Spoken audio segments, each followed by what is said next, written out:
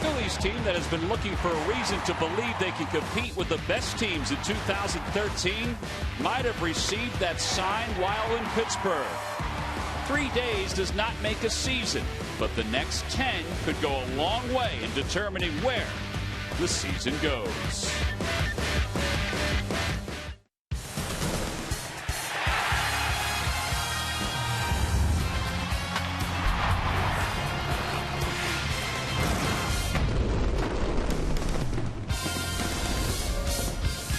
Revere and the Phillies are very happy to be back home here at Citizens Bank Park. All smiles throughout the clubhouse today as the Phils prepared for a very long homestand leading up to the All-Star break. It's Game 1 against the front-running Atlanta Braves, the top team in the National League East with a record of 49-36. Now, up until the All-Star break, this is what the Phillies have to offer. They take on the Braves for 3, the Nationals for 4.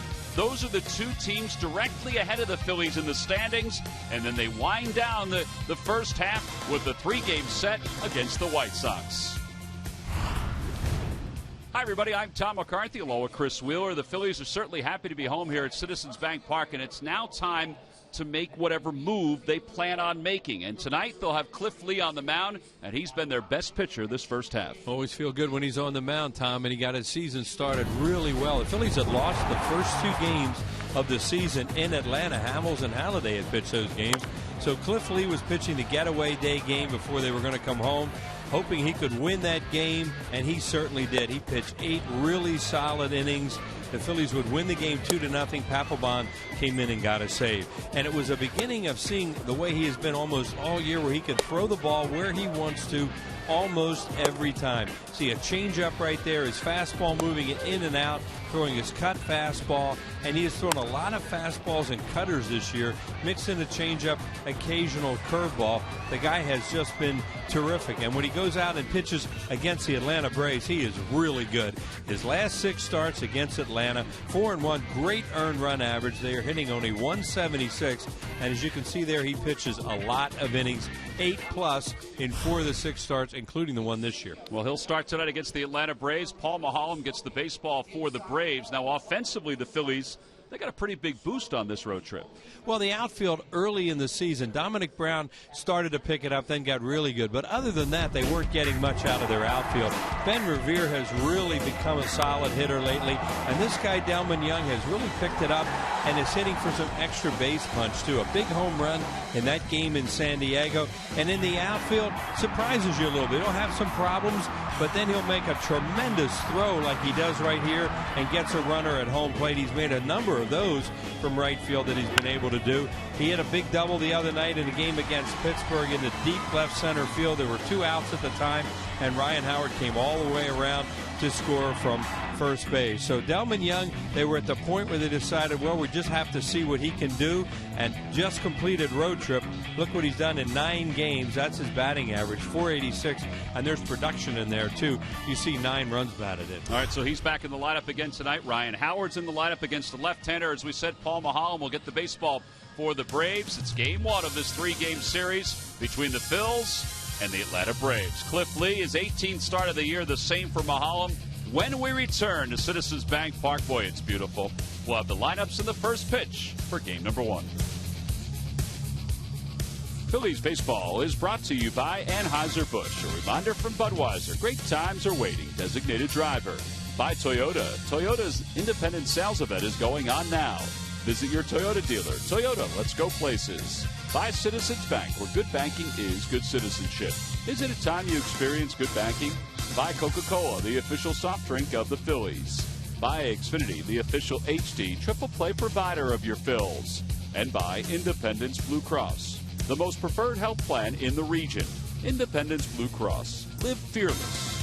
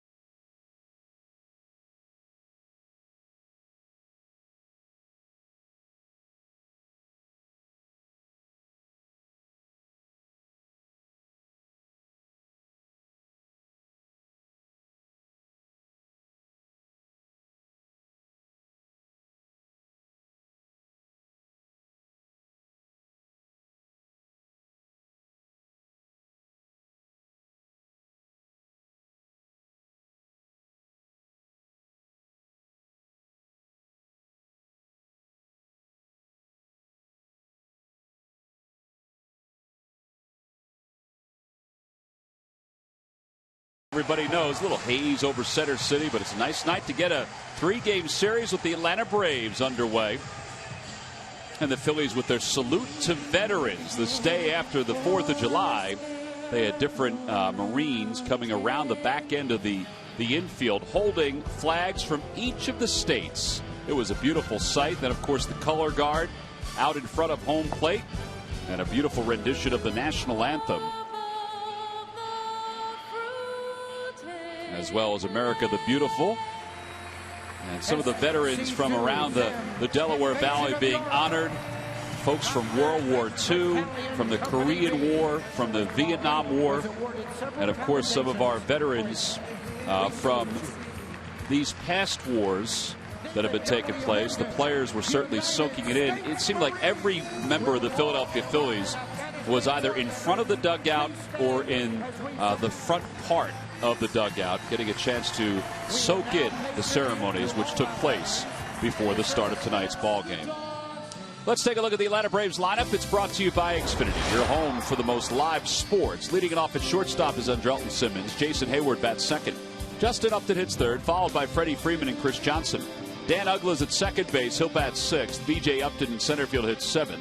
No Brian McCann to start the ball game tonight. It's Gerald Laird who does the catching. And on the mound and pitching is left-hander Paul Maholm. They'll face Phillies lefty Cliff Lee, who's making his 18th start of the year. He's in the top 10 in earned run average at 2.59, and he's looking for his 10th victory of the season. 7 straight Cliff Lee has won since May the 6th. 11 starts at 2.15 earned run average. He's pitched at least 7 innings in his last 11 starts. So when Cliff Lee goes out there, you just expect him to be out there for a while and really compete, and he's done that. Our Budweiser scouting report, he's had great command of his fastball and cut fastball. He will try to control the tempo of the game, which he does so well. Very good numbers against the Atlanta Braves, and in his last 6 starts, 4-1 with a 0.78 earned run average. Yeah, he pitched 2 games against the Braves last year and was 1-1 with an ERA of 0.6. 1 game this year that we laid out during the open of tonight's ball game. Well, it is time now for our Nissan keys to tonight's game, the Phillies and the Braves, and want to see Cliff keep on winning. And yeah, it's hitting weather, and it's nice to have hitting weather, but these guys hit homers with the best of them, so you want to try and keep them in the park this weekend. Long fly balls, that's what they do, and they strike out a lot. Yeah, the Braves are second in the National League in home runs with 103. They're first in strikeouts. They have some holes in this lineup. And the first pitch of the night to Simmons to start this series is taken for strike one. They're a fly ball hitting team. They try to hit home runs, and they strike out a lot. And as Tom said, they're second in home runs, or they're only second by 1 to Colorado. Simmons 248 with 6 home runs and 26 runs batted in. And a fastball that misses away. A lot of sun in the outfield right now in some spots. Could be a little tough, especially in right field. See the sun setting out to the west. Delvin Young standing out in right field for the Phillies. Good off-speed pitch, 1-2. Delvin found himself a spot in the shade out there to try and stay away from the sun. But now they're going to move him over a little bit with 2 strikes, and you see all of a sudden he's looking into that sun. Simmons with a .285 on-base percentage, and he is down on strikes to start the ball game. An inside corner fastball from Cliff Lee. Boy, that thing looked high. I think that's what Simmons is upset about too.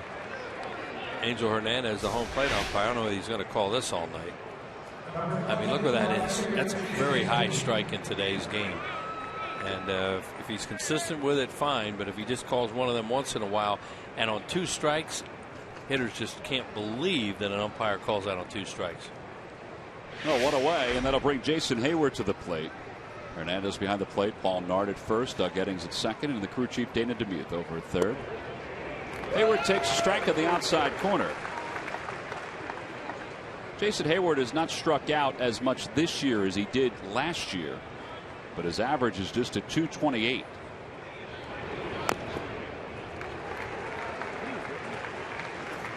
Simmons didn't say a whole lot. You can tell by his facial expression more than anything else. Yeah, he's shaking his head a little bit. As I say, if they call that on the first pitch to a hitter, they'll turn around and go, that's a little high, wouldn't it? When they get him with 2 strikes, no, that's not good.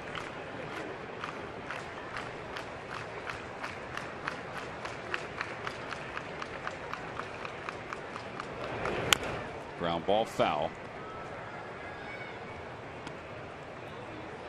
Hayward missed some time during the month of April because he had an appendectomy. You hear that happening from time to time all around the world, but obviously in baseball too. It was right after we'd been out there and opened the season with Atlanta that he went down with that. Strange though, he just hasn't gotten going offensively. 6 home runs, 17 runs batted in. I don't know. He looks different. He looks very crouched right now. He looks uncomfortable. And he's way in the back of the box. He's off the plate, and that's something that he started to do. But I don't remember him being crouched that much and having so much movement as he does right now. Watch all the movement that he has before the ball gets out. That doesn't mean anything as long as you're still at the right times. Takes a curveball inside, 1-2. Those hands are moving so much that now all of a sudden you got to cock and get loaded. And there's some timing involved in that.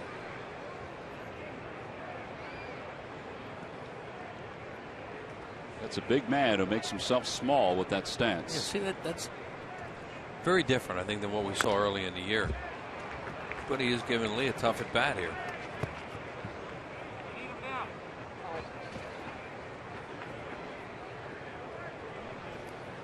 This is a 6-pitch at bat. Here comes number 7. It got a piece of Angel Hernandez. I think something got into Hernandez's eye. So he's going to take some time, get some baseballs from Tucker, the bat boy.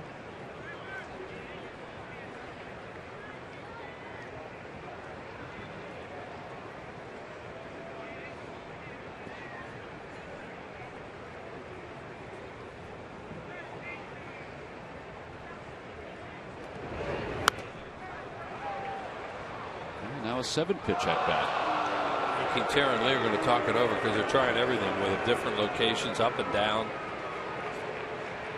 He's so far off the plate right now that he really looks vulnerable away. Sometimes guys that want the ball away will stand off the plate, but in this case, he just looks like you could get him out away.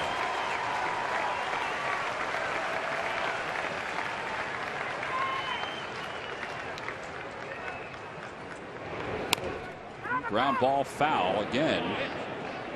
Well, he's spoiling a lot of good pitches. Yeah, you want to keep your pitch count down tonight, obviously, because it's hot. As everybody in the Delaware Valley knows, it's a very, very warm night. There is some humidity involved too, and that can drain a guy. Justin Upton on deck.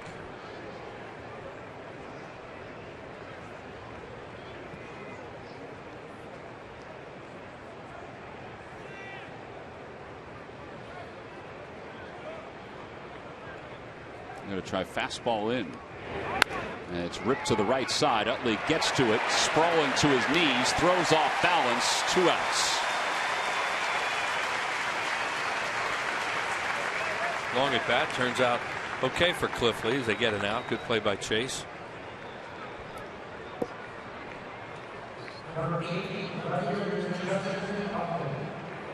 Well, 9-pitch at bat, and that brings Justin Upton to the plate. Upton started the year with 9 home runs and 13 runs batted in his first 15 games. The last 65 haven't been as successful. Oh, he got off to a torrid start. That month of April for Justin Upton was like, wow, we made that trade and won the pennant. Overall, his average at 245. Throw him a changeup right out of the chute. It's 0-1. You can see how spread out he is too. He looks like he's trying not to take much of a stride. Upton with all that movement Hayward and all that movement, he's still and really spread out. All he's doing is picking the foot up, putting it down. He hit that hard. He hits the cutter out toward left field. Dominic Brown gets to it, and Upton will get to second base. A 2-out double.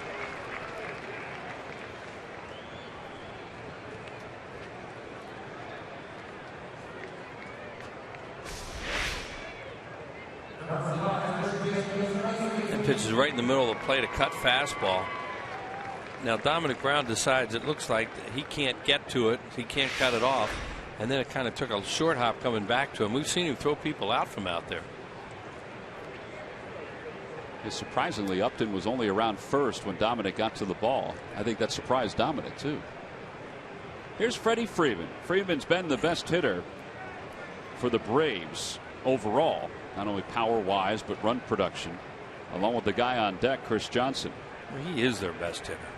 And he pulls that one to the right side. He swings at the first pitch. It took a wicked hop on Utley, and the side is retired. No runs, 1 hit, and 1 man left in scoring position. A 16-pitch first inning. We'll go to the bottom of the first here at Philly.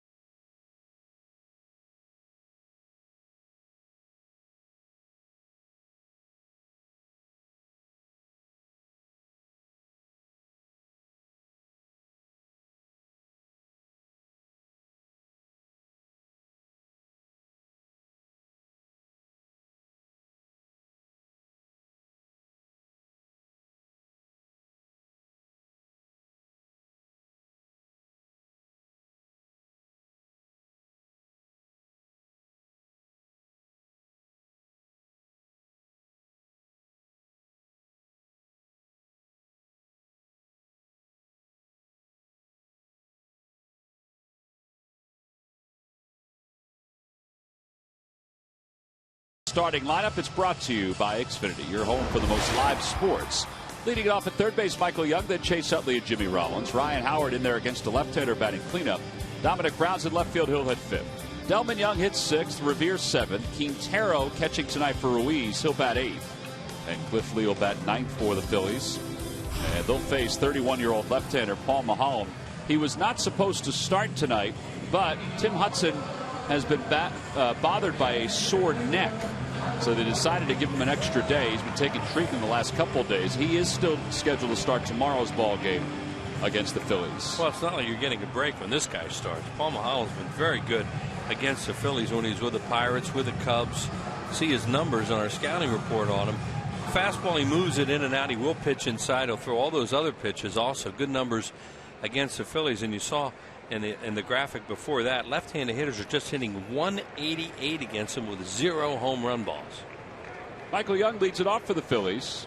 And Young takes a strike. And a lot of the Phillies' offense is left-handed. That's why Delman Young has helped out so much, that he's been able to do something from the right side of the plate, because that's something they missed. Inside, 1-1. The Lucky McDonald's Phillies home run jackpot contestant is Ted McSee Jr. of Levittown. Phillies in a home run at tonight's ball game. Then Theodore will win $200.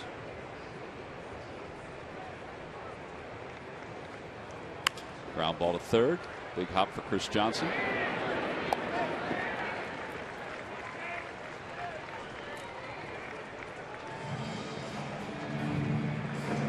And 1 away. Chase Utley's now the hitter.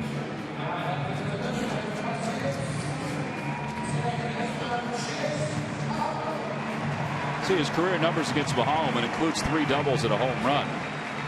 Maholm is 15 games under 500 in his career as a pitcher, 75-90. But he has pitched well in a Braves uniform since they acquired him last year from the Cubs. He pitched in uniforms before with teams that weren't that good, and that's part of the reason, Tom, is you give those numbers. Now you can turn it around a little bit better when you're with the Braves. All those years with Pittsburgh. It's always been tough against the Phillies, though. It seems like he rarely has a bad game against them. A little bit of short arm delivery. Talking to Roger McDowell about him in spring training, he really liked him. He said every once in a while he's going to have a game where he goes out there and gets hit, but it doesn't happen that often. 1 ball, 1 strike to Utley.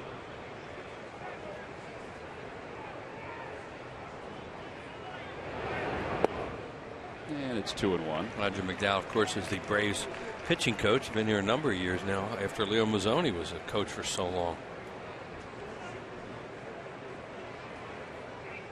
Yeah, Roger was there when Bobby Cox wound down his managerial career and then stayed on when Freddie Gonzalez took over. ultimately fooled, and it's 2-2. Swing full left-handed hitters because he's got a lot of stuff to do it. He'll throw a slow breaking ball like that. He'll throw sliders, cutters. Has a lot of weapons to get left-handed hitters out. There's Roger. Still amazing. He's a coach. Such a good one, too. Utley hits one out toward left center field. Upton's on the run, and he's not going to get there. It's a one hop off the top of the wall, and Utley will stop at second base. Well, if you didn't think the ball was going to carry tonight, now you know it is, because that wasn't his ace swing. Kind of got tied up a little bit. Looked like the pitch was high, and he almost tomahawked it. And still, it jumped like crazy. I think it really fooled Upton, B.J. Upton in center field. Now watch the swing he takes at this. Look at how he tomahawks that one a little bit. And Chase hits the ball down so well. Normally not a ball up in the zone like that. And Mahanum's looking at it like, is that going to go that far? Well, taking a look at our Mazda leaders, the Phillies are the top offensive team in the National League since the 13th of June. I mean, look at those numbers. 94 runs, 291 team batting average. In fact, it's even better over the last dozen games. They're hitting close to 300 in the last dozen or so games. Yeah, that one game in there where they had, 20 hits. And that helps those numbers a little bit. Rollins has hit in 7 straight. And he pulls that one toward the hole, and Drelton Simmons has it, throws to first, not in time. Well, that kid just made a wonderful play on a very good base runner, and he made it look awfully close. Yeah, he's good. But what, and you talk about base running too, and that's a real good job by Chase Utley, because your job as a runner at second base on this play is you make it go through and then you trot over to third. And it's not going to go through. He makes a heck of an effort right there. Jimmy's going to beat it, you would hope, from that distance, and then it wouldn't even be close. Does a good job though. He's not a spectacular shortstop. He just makes plays. But he prevents that ball from going into the outfield where you'd have a first and third. 2 on, 2 hits in a row. Here's Ryan Howard. Howard was 3 for 27 on the road trip. You really look away against Mahalam a lot of times as a left-handed hitter now. No one's homered off him from the left side. And you see his numbers against left-handed pitching. It's one of the reasons he hasn't been playing against him much.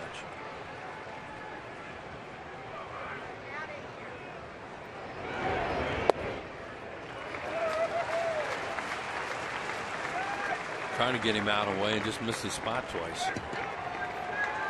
Charlie Manuel said today that Ryan Howard was going to play no matter who was on the mound. He said when he changed the lineup, or when they changed the starting pitcher, he said he still was going to keep him in there.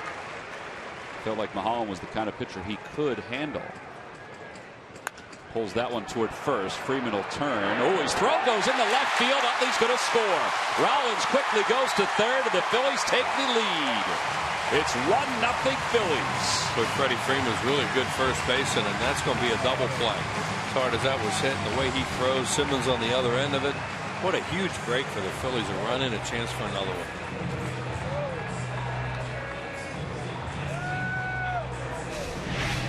Freeman does everything right here until he throws the ball, and then he airmails it. You see Simmons was coming across the bag. They were in perfect position to do a 3-6-1 double play here.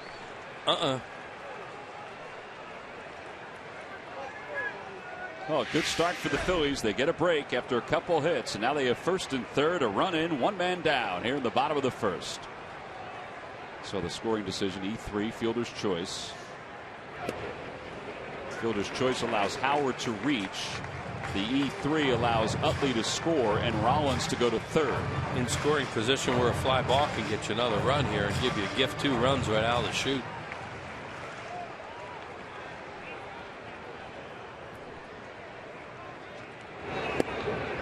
Side 2-0 to Brown. Just missing right now these left-handed hitters, and Mahalam can control the outside part of the plate a lot of nights, and he hasn't been able to do it early in this one.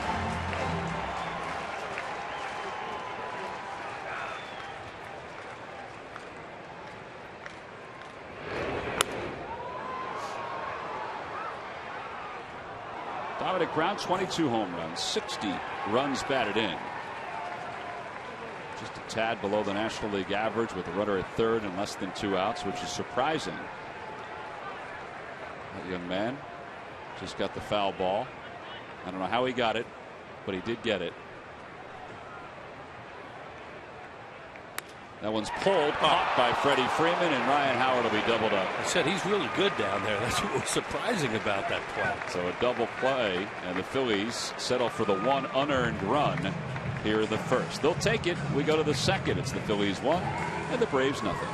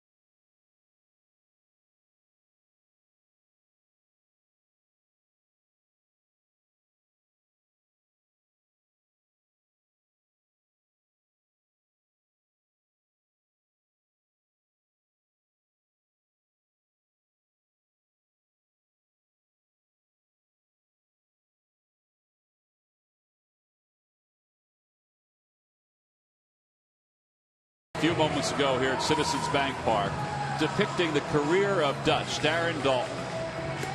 And at the end, it just was a very simple message that said that the Phillies and the Phillies fans are praying for Dutch as he recovers from having the 2 tumors removed from the base of his brain earlier this week. And I'll tell you, it's really impressive. Yeah, so see.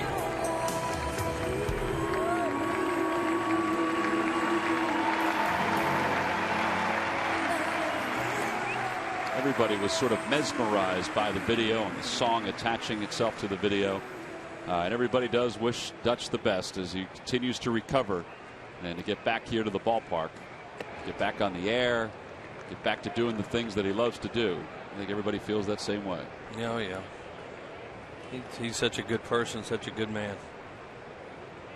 It's the right song, too. The hero song. For a lot of people. Michael Young from behind the third base bag throws out Chris Johnson, 1 away. Darren Dalton has a status in this town that's not easy to achieve. These are some of the folks after watching. I mean, look how mesmerized they were to the video itself. And that's the reaction from the crowd. And that's how popular he is, even with the younger generation. 1 away here in the top of the second. Dan Uggla, 1 for 13 in the series against the Marlins. Has not had a particularly good year average-wise. He's hitting just .199. And he pulls that one to left field. That'll drop for a base hit. Swings at the first pitch, a 1-out single.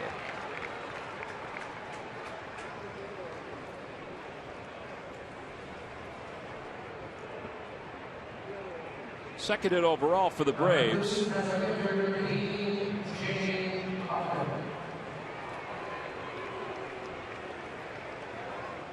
Struggle for B.J. Upton's first year here in the National League.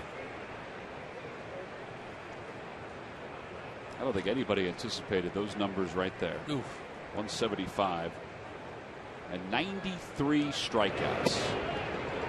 mentioned the Braves as a team. They do strike out a lot, but he has struck out 93 times. Ugla has struck out 105 times. Well, they're first in the league at 747. Second is the Pirates, 714 going into the games today.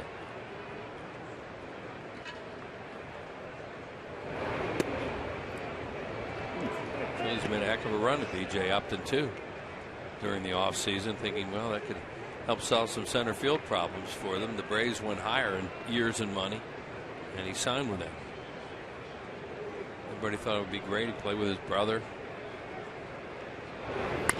Ground ball to third. High chopper. Young to second for one. Utley quick release and an around the horn double play. That's a great way to finish up the top of the second inning for Cliff Lee. Doesn't throw many pitches. Gets the 5-4-3 double play, and that'll take us to the bottom of the second.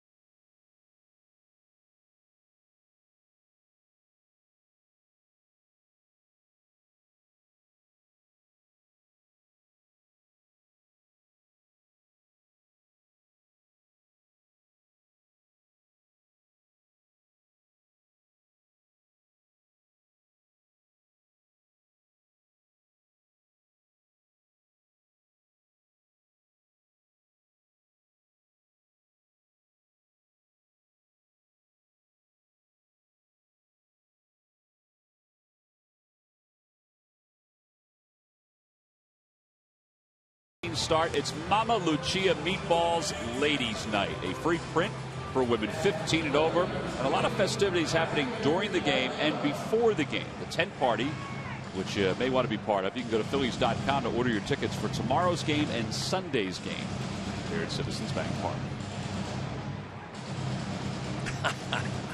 Well, I was going to wait until I left here and say, I'm going to get nice of them to do that. I'm going to get out of here after the third inning so the party can start. Wish you guys happy birthday, but there it is a little bit early. Happy birthday. I appreciate that very much. And the other birthday boy will be in later. Well, and thanks to everybody that sent cards today. The two of us, got a ton of birthday cards. People were extremely considerate. We also met a couple of youngsters who were celebrating the same birthday. Got our picture taken with them in our office a little while ago. And that they can only achieve the same status in life if you two have. I don't know if that's saying a whole lot. I didn't say that. Delman Young hits one foul, and it remains no balls and 2 strikes.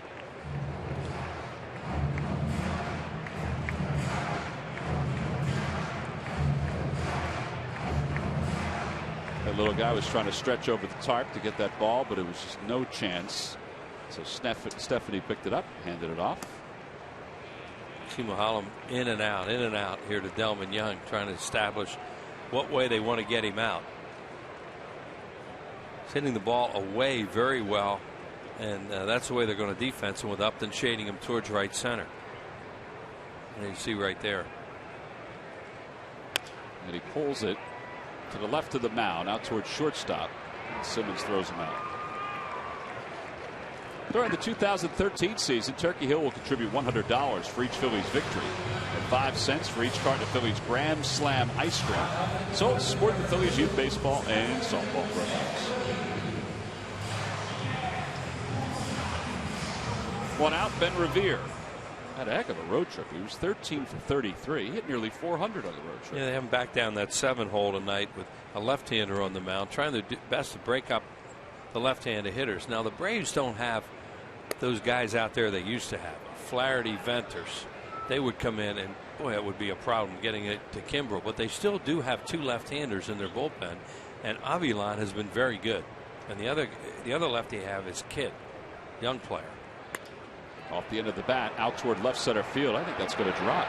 The diving attempt by Upton. It's off his glove, and Revere's on his way to second. There you go again. Every time, not every time. Talk about it all the time about guys diving. You can't catch the ball. The odds are you're not going to get to it, so you keep it in front of you, keep the guy at first base. And Upton's not, you said that way before it hit the ground, that he wasn't going to get to it. And he dives for it, and it hits his glove, and then it turns it into a double. And Ben Revere is at second base because he huffed it. Gave a little bit of a pause there when he thought maybe he was going to catch it. Or he thought he maybe was going to drop in front of him. Yeah, or drop in front of him, and you have to stay there. But I don't know, maybe when you see it hit his glove, you say, okay, he did the right thing, he dove for it. But more times than not, they misjudge him or they deflect it into another base. Here's Quintero. Quintero for his last 7. And Quintero hits into a lot of double plays. He can't right now. Out toward right field. That's pretty well hit. Hayward's going back. Warning track to the wall. He jumps. It's off the top of the wall. Here comes Ben Revere. There goes Quintero. It's an RBI double. Now they're saying it's a home run. Well, right now it's 3-0 Phillies on the opposite field home run by Humberto Quintero. And I'm sure Freddie Gonzalez is going to want this one looked at. Oh, absolutely. Because it looked like it was not a home run when he hit it. The ball got up and just kept carrying and carrying out to that area in right center field. Let's see. Now it's a Braves fan who has his hands out and touches it. It may have gone out, Wheels. Yeah. If he hadn't touched it, it may have gone right over the railing. Yeah, look at this shot. That's a home run. Yep. Now we'll see what they think after they go and review it. But I guess it was the first base umpire down there, Paul Marks. Yep. And it looks like he made the right call. Well, they will look at it, you would assume. I guess you can never assume anything, but I would think they're going to look at it. Well, when you have this technology. And we have that shot. Right, and there's any doubt, they should go look at it. But that ball was into the seats, and the guy was not reaching over the railing for it. Well, it should stand. It would be Quintero's second home run of the year. Here's real speed. Watch it again.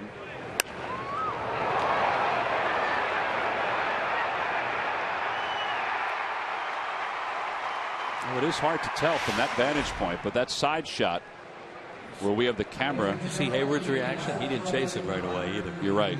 You know, a lot of times a lot of times the fielders will give you an indication when you watch it again. Watch Hayward right here. It goes up. I think he knows, or unless he's waiting for Upton to come and get it. Or he didn't see it. Or he didn't see it, but he didn't chase it right away either. Quintero's watching the whole time. He's saying that's a home run. Yeah. So's everybody in the dugout. Yeah, they had a good look at it down there.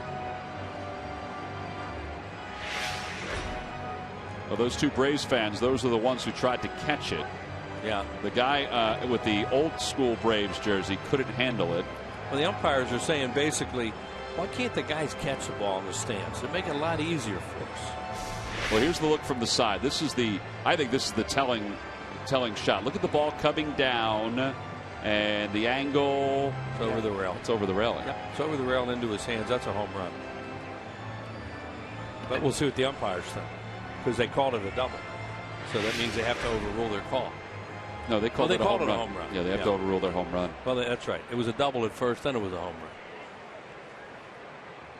The guy with the sunglasses on top of his hat, he should have caught that ball. No, yeah. I'm just saying, because somebody's probably telling him that right now. Well, it doesn't take long anymore to find out. No.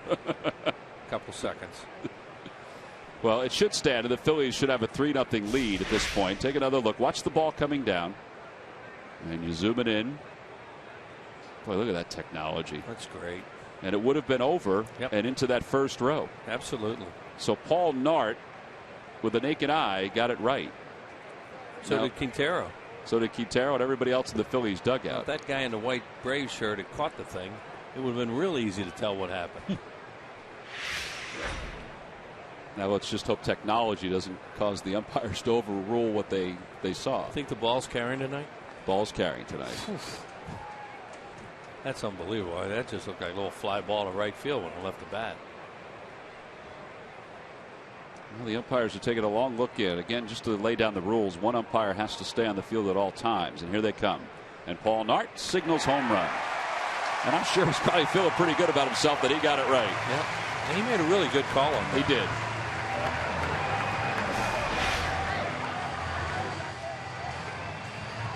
Jimmy Rollins doing his Humberto Quintero impersonation, and there's Humberto Quintero. Well, he just won $200 for Ted McSee Jr. of Levittown and got himself a 2-run shot. Yeah, he knew it was home, right? He had a real good look at it. Part of our McDonald's home run jackpot. Cliff Lee takes a pitch low. Well, I got doubled down here in the scorebook. I have to get rid of. Well, I wrote home run, and then I said, uh-oh, maybe I shouldn't have. Yeah. Inside, 2-0.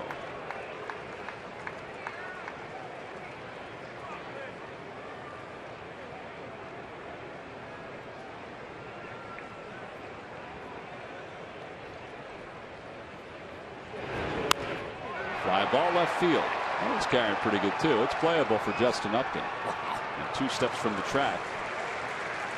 There are 2 outs. Well, that home run by Humberto Quintero, and each one hit by the Phillies this year, 1 tree will be planted by the Pennsylvania Horticultural Society as part of Home Runs for Trees, a partnership between the Phillies, PHS, and Aramark. Home Runs for Trees is part of Plant 1 Million, a project to restore the region's tree coverage.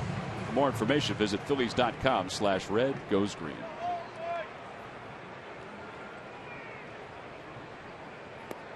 Breaking ball, 0-1 to Michael Young, who grounded out his last time. What hitters have to be careful about tonight is not to try and back leg everything, because they can see the way that it's carrying. You think maybe Ben Revere's even thinking this could be my night.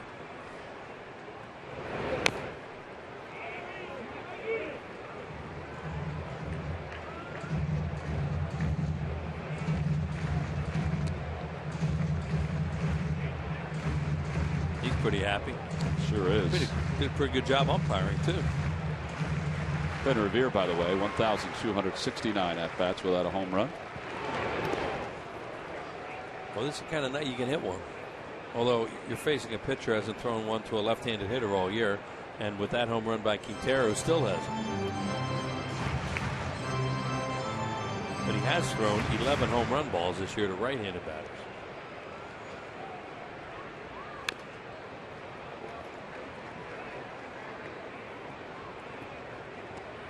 Michael Young has done a nice job as the leadoff hitter for the Phillies this year. He's hitting .375 during that role. Yeah, you look at Revere and think he's your more of a leadoff guy because of his speed.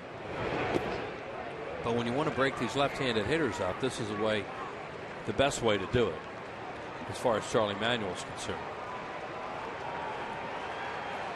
And you have the double thing tonight with there's Revere in the background there. You have the double thing tonight with a left-handed starter and 2 lefties in the bullpen. Ground ball to shortstop. Simmons to his right. And the side is retired, but the Phillies tack on a couple of more. Humberto Quintero hits one the opposite way. A little indecisive whether it was gone or not. He thought it was the entire time. So did Paul Nart. And after further review, it was indeed a 2-run home run.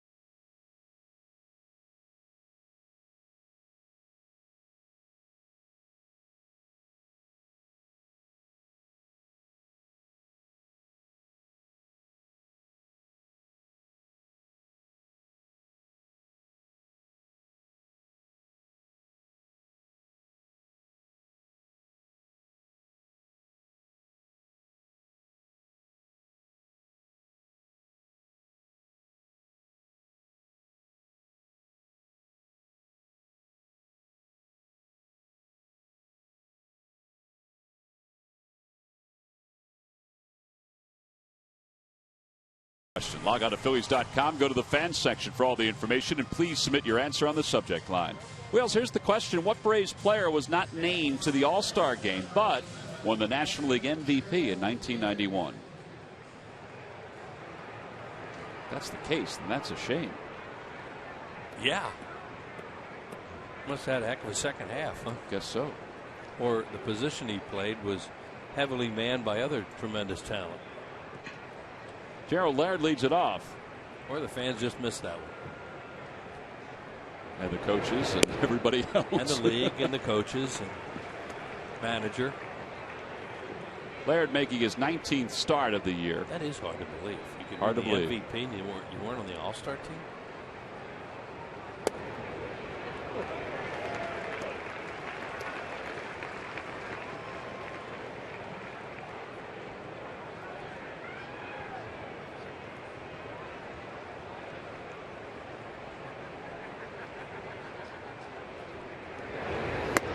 And a call, strike three. Another high one.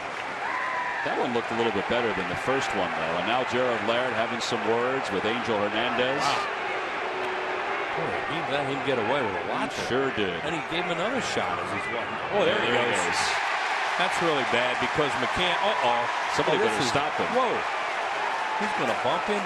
Oh, he did already, but it was. Here's a fine, suspension, everything right there. Angel hasn't said a word.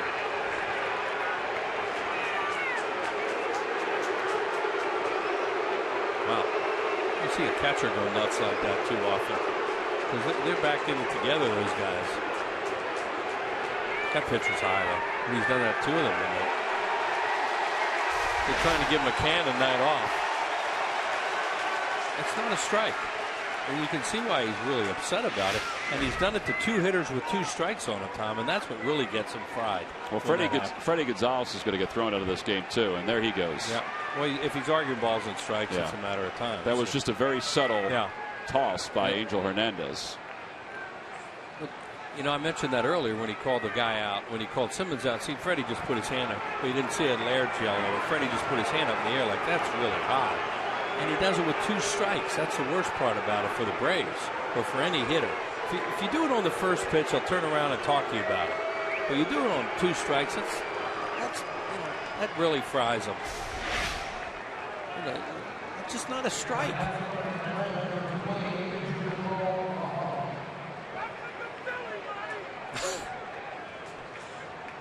Well, he got him. He gave him the second shot. Angel let him get away with it for a while, which was surprising. And then he flipped. And then he said something and flipped the bat, and that was it. Well, Paul Maholm is up now. He's going to have a new catcher when the top of the bottom of the third gets underway. He's behind, no balls, one strike to Cliff Lee. They had a long night last night. They had some long games with rain delays, and also McCann's been catching so much. On Laird's part, that's just not the right thing to do. He has to be more aware as a teammate. You cannot let that happen as upset as you are. That's wrong on his part. And a called strike three. Now those strikes were right at the knees. Right. 3 strikeouts for Lee.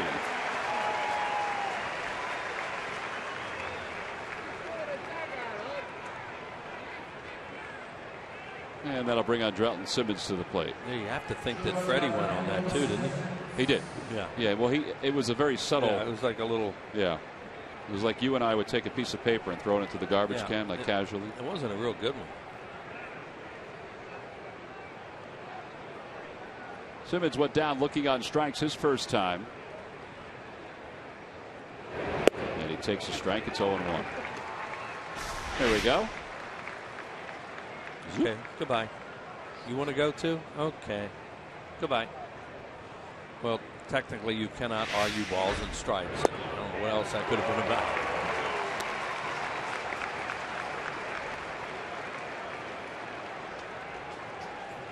No balls, 2 strikes to Simmons. Meanwhile, Lee's enjoying this. Call a lot of strikes for me. He's one of those pitchers that's so good with his location. There's Brian McCann, thought he had most of the night off. He doesn't.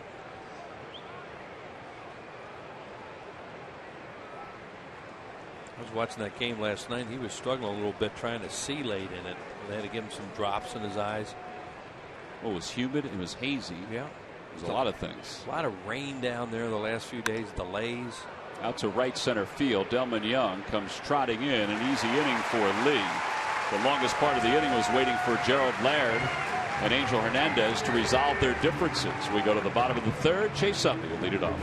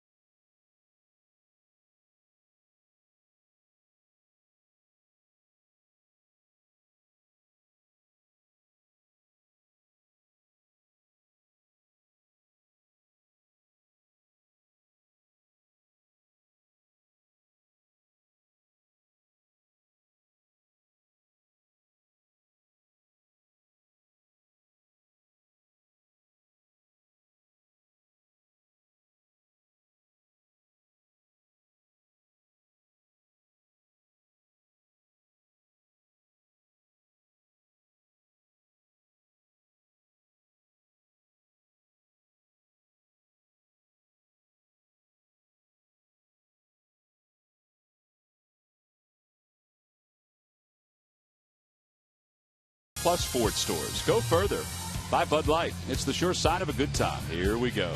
And buy Xfinity, the official HD triple play provider of your Phillies. A warm night here in South Philadelphia. The Phillies take a 3-0 lead over the Atlanta Braves. We'll go to the bottom of the third.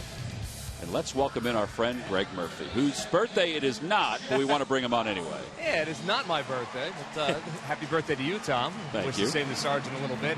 Ruben Amaro Jr. spoke to reporters before the game today, talking about, obviously, the importance of this homestand. And we've been talking about it now, looking at the calendar for a couple of weeks. But obviously, the two teams in front of you, 7 games with them, starting here with the Atlanta Braves. Washington Nationals come in next. Now, Ruben didn't want to put a number on it, but he said, obviously, we have to play well, and I will learn an awful lot about our team over the next 10 days or so.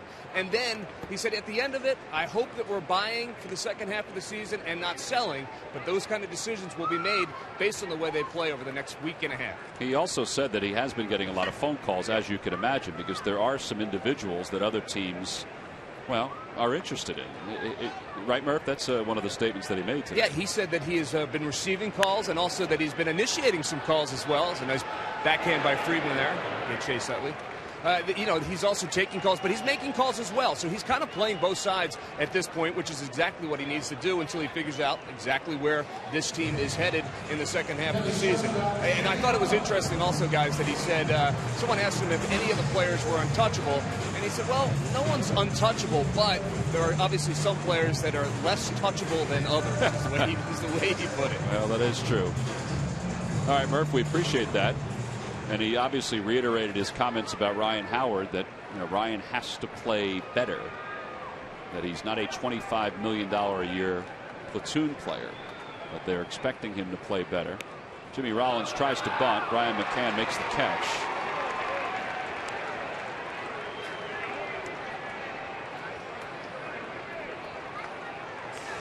Now, since the Braves started the year 12-1, the division, at least the top 3 spots, they've played pretty close.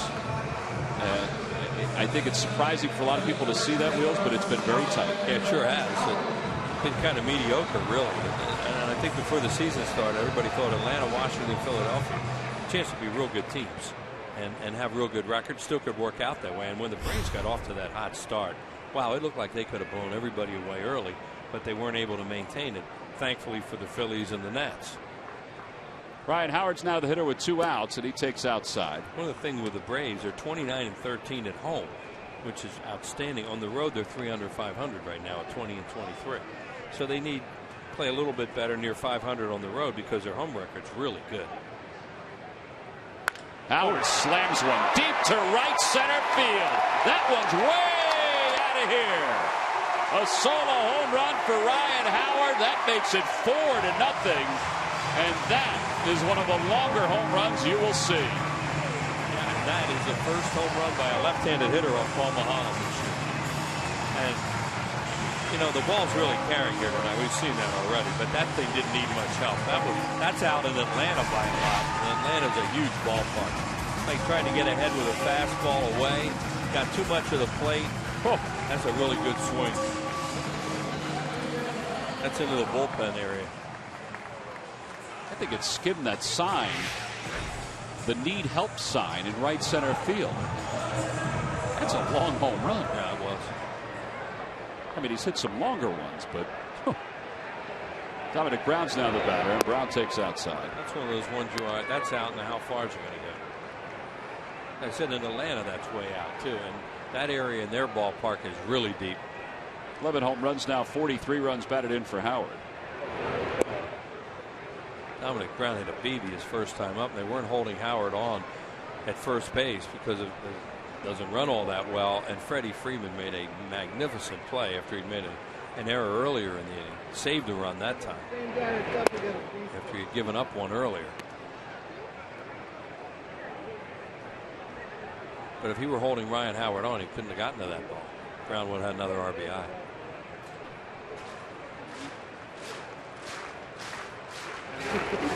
Curveball ripped down the right field line. That's going to drop in for a base hit. And it'll go to the scoreboard. And Dominic Brown will go to second base. He's there sliding with his 14th double of the year.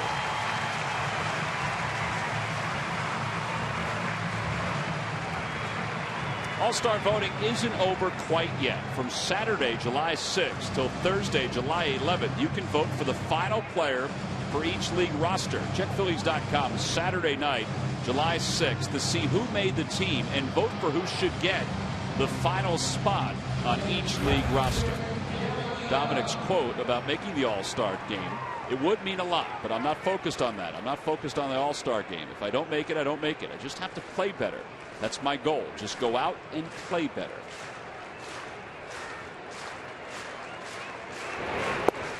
I think everybody around the ball club hopes he makes it because it's the next part to this path for him. It's going to be great. And he deserves it, but sometimes guys who don't deserve it, like in '91, when the eventual National League MVP didn't make the All-Star game. Sometimes you get caught up in the numbers problem, too. Every team has to have a representative. Many times, the best players in the league, many of the best players in the league, the offensive players, are outfielders. That's why they're outfielders. You're picking more and more pitchers now on the All-Star teams to go one inning. It used to be guy go three, right, to start out the game. That doesn't happen anymore. So it can happen that you deserve to be there and you don't get it. So that's where we really hope it happens with him. Well, very nice play by that gentleman right there. He deserves a hit. Yes, he does. Here we go. Nice. It's as if he just finished a dismount. Good job. Delman Young down looking on strikes. That ball came back over the inside part of the plate. Side is retired. Ryan Howard, his third home run of the year against the left-handed pitcher, and he crushed that one. It went into the back of the Phillies bullpen. His 11th home run of the year. Phillies lead it 4-0.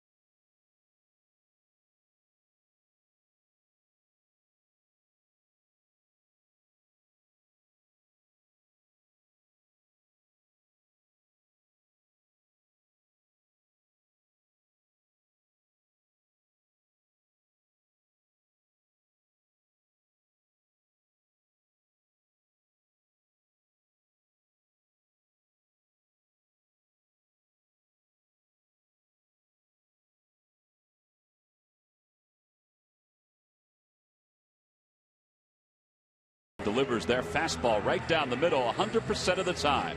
Order by 11:30 and receive your delivery same day, guaranteed. Who but W.B. Mason?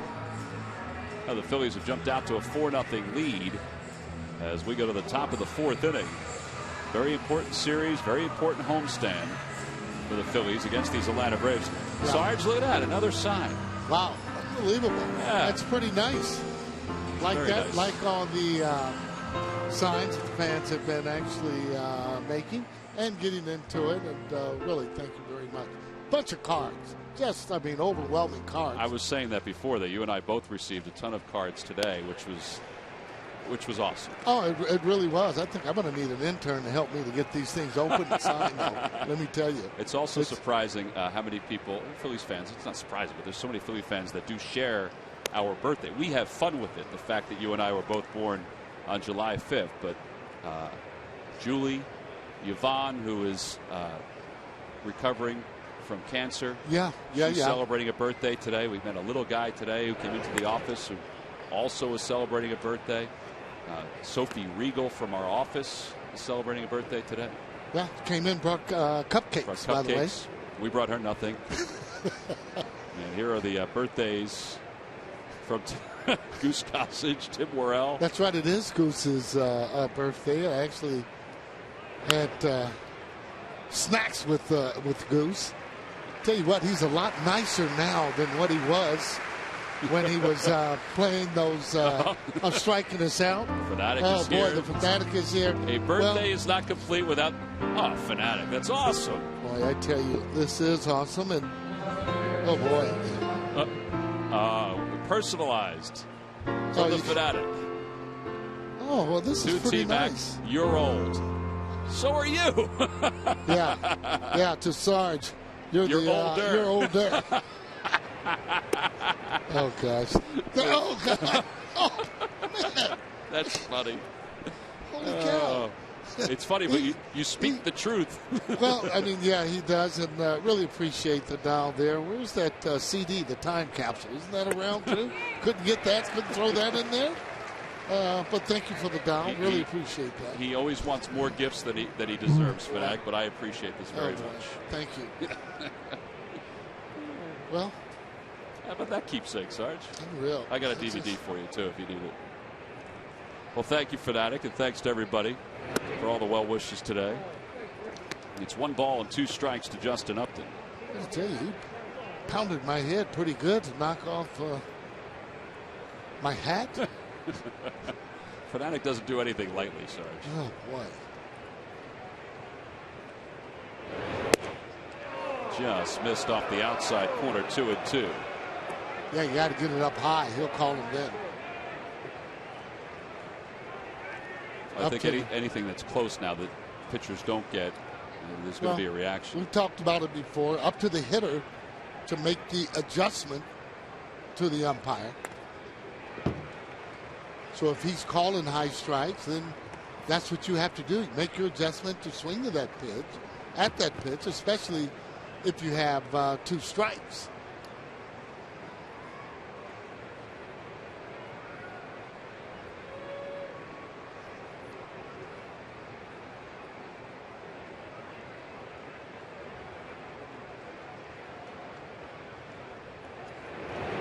Curveball hooked toward left. Dominic Brown comes in. He'll play it on a hop. And Justin Upton is 2 for 2. For years, StubHub has been the place to find great Phillies tickets. This season, you can get more with your tickets thanks to StubHub Fan Rewards. So get to StubHub and grab your seats today. Also celebrating birthday today, I forgot Andy. Andy Mitchell is celebrating today. He reminded me. Well, he didn't remind me. Everybody else pointed that out to us today. Andy, I apologize. I should have included you with everyone. So happy birthday to Andy Mitchell.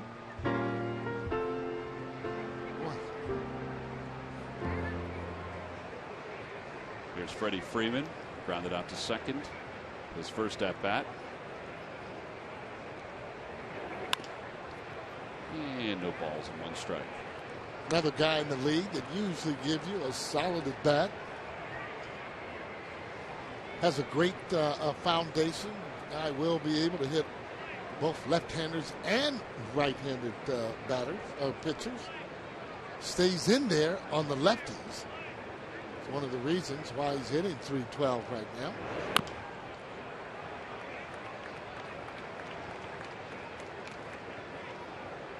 You're a 300 hitter. You got to be able to get pretty well against both right-handers and left-handers.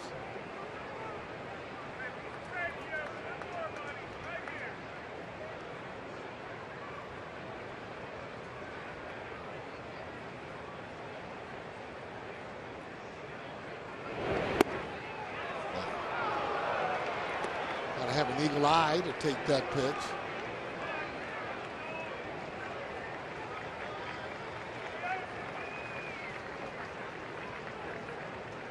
Whether or not he'll go right back out there, maybe with a cutter or breaking ball. Curveball. And in and out of the glove of Quintero. It remains 1 ball, 2 strikes. It's kind of the chess match. You go back and forth when you're a hitter, whether or not he'll give you a fastball or this particular pitch, which is a curveball. Can go either way he wants. Fastball in. So Freddie just moved back just a little bit. Ooh, that's a good pitch. Freeman's not going to think so. That's what we're talking about. Now that somebody's been ejected, they'll question everything that Angel Hernandez says, but that was a really good pitch. I think it was a good pitch. I thought it was a great pitch. Fastball away down on the corner. But you're right. Once someone starts to argue, everybody is going to argue. Might have been a little bit. I don't know, sir. Outside. Well, close. Once you, I'm just looking at where he has the guard, the right guard. And usually when you hit the right shin guard, that would tell you, for me, that it would be a ball. Well, he's very liberal. So again, you got to start swinging, and you have 2 strikes on you. I wouldn't take a high pitch over the plate, or maybe even one on the outside corner now. No balls, 1 strike. That one's hit towards short, caught into the air by Rollins. And the side is retired. No runs, 1 hit, and 1 man left. We go to the bottom of the 4th.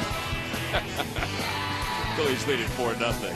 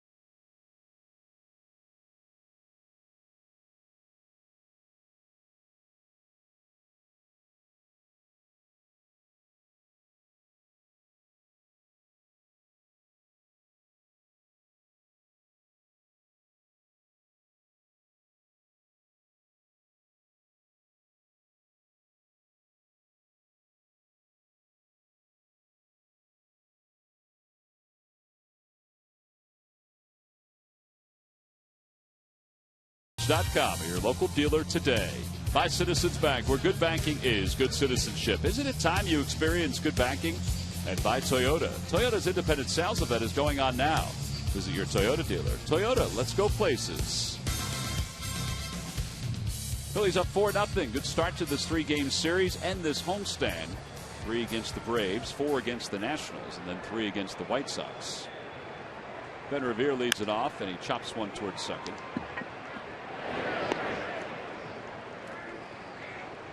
One away. way for Humberto Quintero, who homered his last time up. Let's check in with Murph. Murph, what's going on, buddy? Well, guys, I didn't want to be left out of the picture, so if you turn around, Murph. I just got you guys each something as well. So I just want to say happy birthday. This Loads of gifts. Yeah, this is the gift that is really good for all of us because you have to open it up.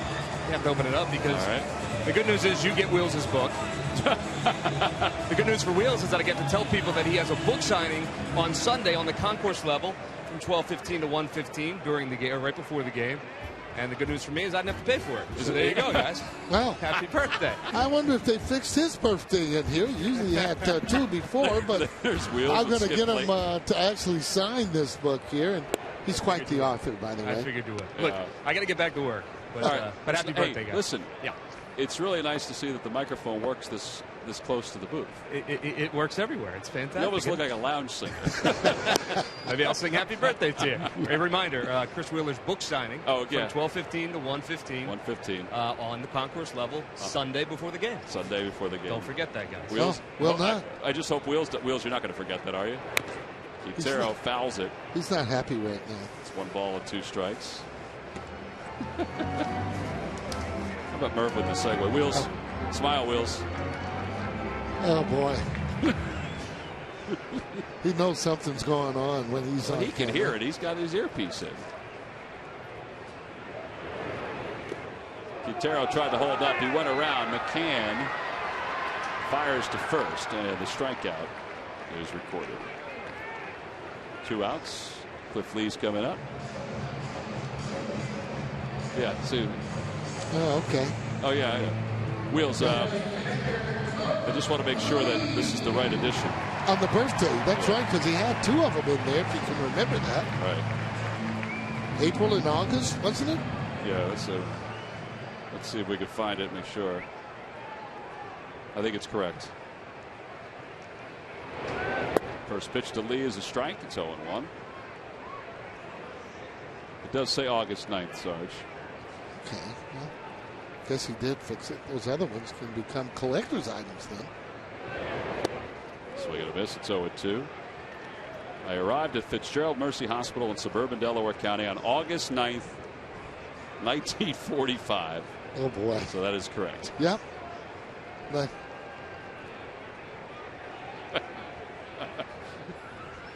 Just waved us off. That happens so many times during the day. It does. On the Toyota Major League scoreboard, the Nationals lead the Padres 5-2. That game's in the bottom of the 3rd. Chase Headley has homered for the Padres, but Wilson Ramos has 7 RBIs since he was taken off the DL yesterday, and his hot hitting continues in that game. Lee takes outside. It's 2-2. Well, obviously, this is a huge game, and all the games that they'll be playing, especially against the National League East, good way to pick up some ground. Back-to-back strikeouts for Mahalm. He has 3 strikeouts in the last 2 innings. We've played 4. Lee will go back to work with a 4-run lead when we return.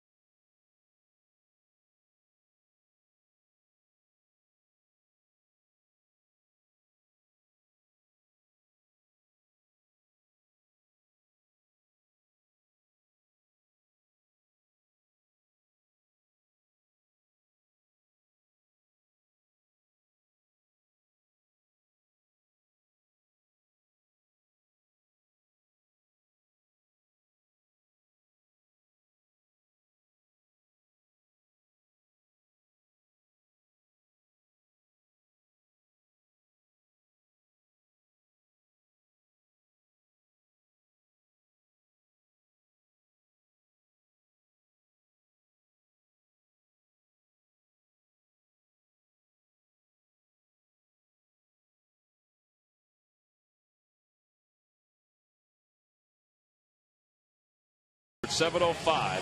Thursday, it's the Xfinity Fireworks Show post-game. It's the first of two. There's one Thursday night and Friday night after the White Sox game. Get your tickets now by going to Phillies.com. As Sarge said during the bottom of the fourth, these are very important ball games.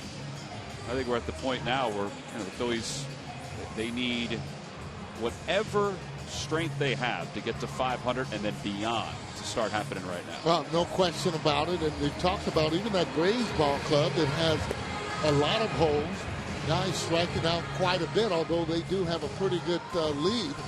This is a good way to put some pressure on them by winning that first game and possibly being able to sweep. You can't really look at those other games. You take it one day at a time. They're up to a good start. Got to finish it off. Well, they lead it 4-0 as we go to the top of the fifth. It'll be Dan Uggla, B.J. Upton, Gerald Laird.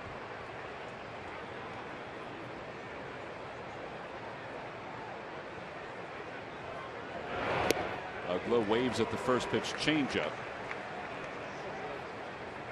There's one of those guys that I was talking about that strikes out quite a bit. Ground ball back toward the mound. I don't know why he didn't throw it over to first. He just decided to go run him down. And one out here in the fifth. Later tonight, it's an all-Phillies special of State of the Union with former Drexel Dragon and Abington native Jeff Park.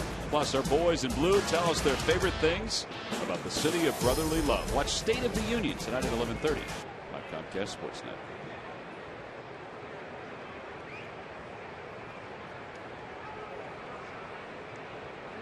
One out. B.J. Upton is coming up.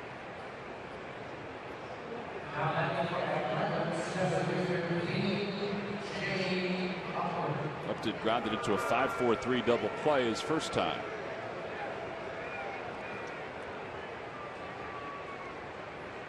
Oh, here's another one of those guys that strikes out quite a bit. He's got 93. Uggla 105 as he flies out to Delman Young in right field. You have that many strikeouts, Tom. It's very difficult to maintain any kind of rallies. Those are more like rally killers, striking out and double plays.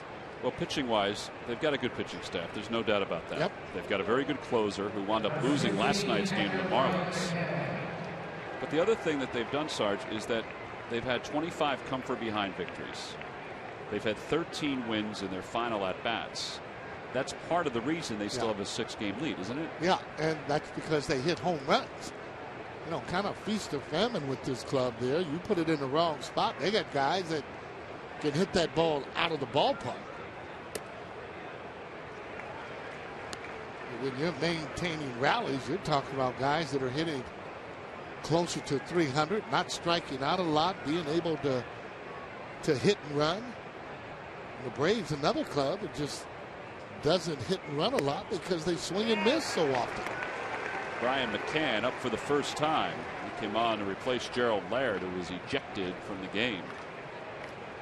Arguing balls and strikes after his at-bat in third.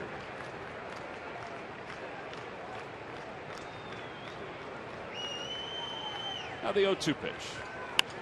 And that's going to loop into left field, a base hit for McCann. Ball got away from down at ground for a moment, but McCann will anchor down at first.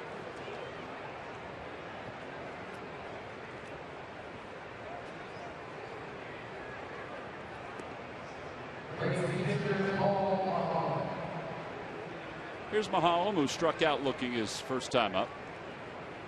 Yeah, I'm like Wheels on that one. I mean, you got to really be careful not getting kicked out of the game. Just too many things, though, can go wrong.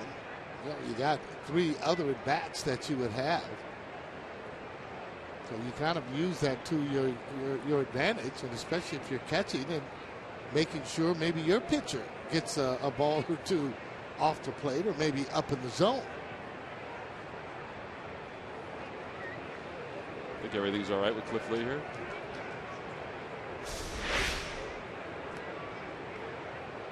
Take a look there, and again, this is a close pitch. It's not like it Sure, maybe could have been a ball or down a little bit lower, but not a call maybe where you can argue to get kicked out of, especially early in the ball game. It's just, you just don't want to do that. Yeah, Freddie Gonzalez didn't have a chance to come out and defend Laird because Laird was ejected basically when he was walking away. Yeah, he's a difficult guy to really move too. Gonzalez trying to get in between them. Little looper out towards second, caught by Chase Utley. And the side is retired. No runs, one hit, one man left. We go to the bottom of the fifth. Phillies up 4-0.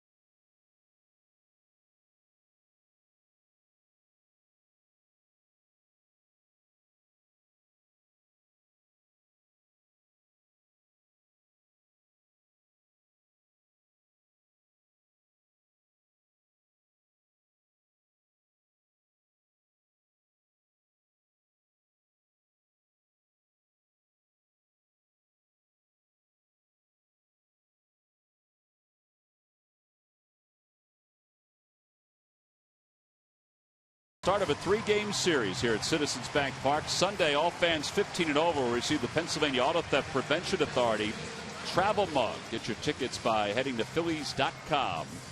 Final interleague series of the season here at Citizens Bank Park. Phillies are up 4-0 as we go to the bottom of the fifth. Sarge, today is a special anniversary in Major League Baseball. A guy that I got a chance to know, and I know someone that you also admire. Larry Doby, on this date in 1947, became the first African American in the American League playing for the Cleveland Indians. He went on to a Hall of Fame career, and just to me, a Hall of Fame person too. Oh, just a great person. I had the opportunity to meet him when he was with the White Sox and around that area there in Chicago. And a lot of people don't realize that he went through, not as much as Jackie Robinson, but he went through his share of things going on with them and able to endure. Not only that, able to have a great career too, which started in the American League. Michael Young leads it off. He'll chop one back to shortstop. Simmons throws him out, and there's one away. Larry Doby went on to work for Major League Baseball after his career. He also worked in the NBA for the New Jersey Nets for a time. I got to know him because he lived in New Jersey, and we would go to different dinners together. Yeah. I would see him in Trenton, New Jersey, a lot at Waterfront Park. Just a really classy, great guy to talk the game with. Yeah, well, he definitely was a good baseball man, and he would actually talk to each and every one. I enjoyed talking to a lot of the players that had played late, especially a lot of the Black Negro League players, and then talking with them all. None of them, not one I could ever mention from double duty Ratcliffe where any of the guys were really angry or had any animosity. They were very happy at the state that they were at, and in most cases all those guys were really great players.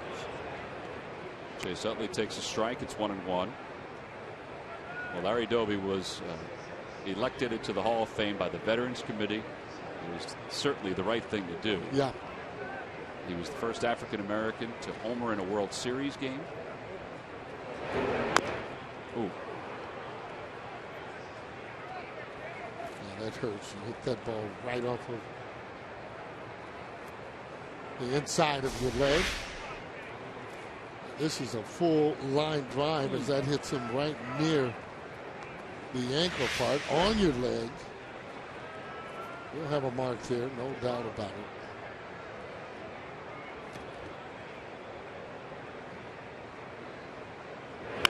Utley shoots it the other way. They had a little bit of a shift on when Johnson was played perfectly. 2 outs.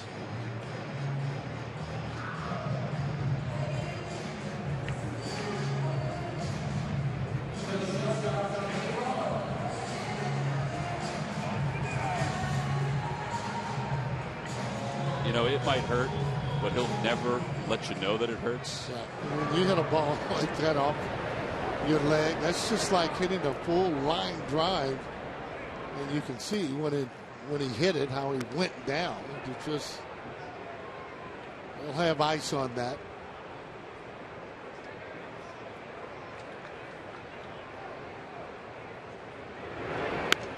Rollins whacks it into left, a base hit. And Rollins is 2 for 3.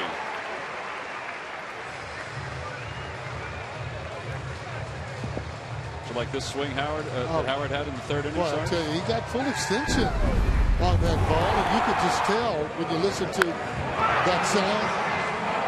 He goes into that familiar pose when he hits the ball out of the ballpark, and he knows that it's out. Just having seen him do it as often as we would like, but again, anytime you're hitting him, it's giving the team a lift. He's always a threat, no matter what, to hit that ball out of the ballpark, and especially here at Citizens Bank Park. Well, that home run went 421 feet.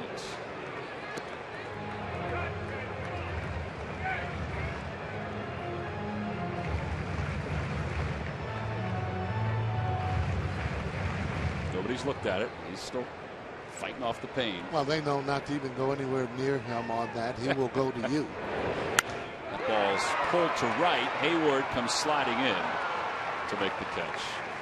Well, pretty good sign, though. Howard's had a couple of good swings against Mahalam. One of those swings resulted in a home run. We go to the 6th, top of the order is due up for the Braves.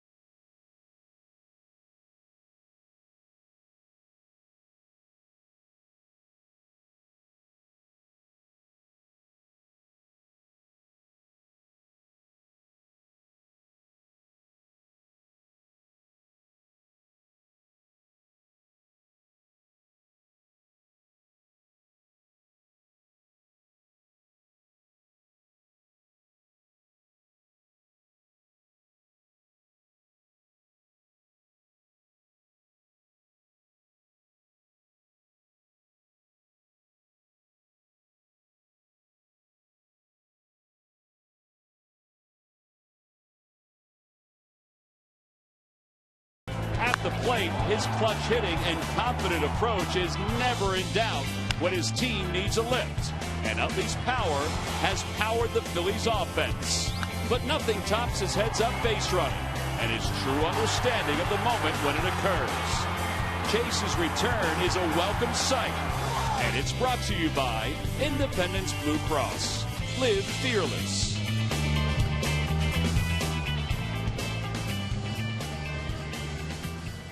Well, Chase Utley has a hand in one of the runs the Phillies have scored tonight. His double in the first resulted in the first run the Phillies scored. And Chase fouled a ball off his, I guess it was just above his ankle in his last at bat. I think he's still fighting the pain a little bit. Yeah, absolutely. I mean, it's just Not a lot of protection right when that ball actually hits, and you will get some swelling in that area. Well, he's ready to go. Andrelton Simmons 0 for 2 leads off for the Braves. Gets it over to third. Boy, the Braves are really helping Cliff Lee out. He's right around the strike zone, as you can imagine. And they've swung at a lot of early pitches. At least it seems that way over the last couple innings. Well, he's making good first pitches, and you're right, swinging at his pitch. Those are the pitches he wants him to swing at. And why? Because they're not hitting him well. Into the bat, getting jammed, soft line drive. Tell you that the ball is moving a lot tonight for Cliff.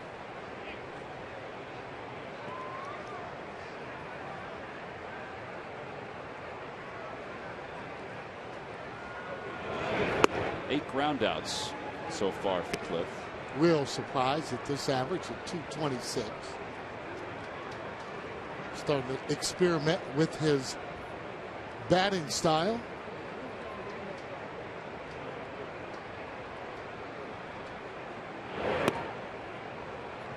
See, now they kind of have him going into the ball. Movement is okay for me. And again, when you're talking with Mr. Walker, their hitting coach, here's the guy that he's feeling responsible to get going. Cliff Lee over to cover just in time to get Jason Hayward. He had more trouble flipping the ball around the horn than he did making that play. Yeah, I don't think Jason was thinking that he was safe on that, but just really analyzing and looking at his swing. He's actually going around the ball. Take a look here at the toss. That's in good fashion. Boy, he did get there quick. I think he was out, however. Don't get there any faster when you're doing this. You got to slow up when you dive. You might as well go straight through the bag. But take a look at that flip. Well, that landed on the ground. Well, Hayward's retired. He's 0 for 3. Now Quintero gives Lee some extra time after making that play. And Justin Upton, who's 2 for 2, will be the hitter.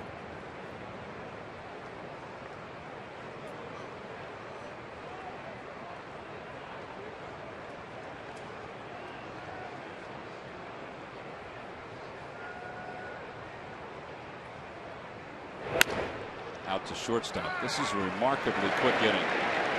He got 2 outs on the first pitches of at-bats. It's a 5-pitch inning. This was the toughest part of the inning. Not there, but right here, Sarge. Yeah, take a look at this flip. Got to look up there, Howard. Up. It's on the ground there.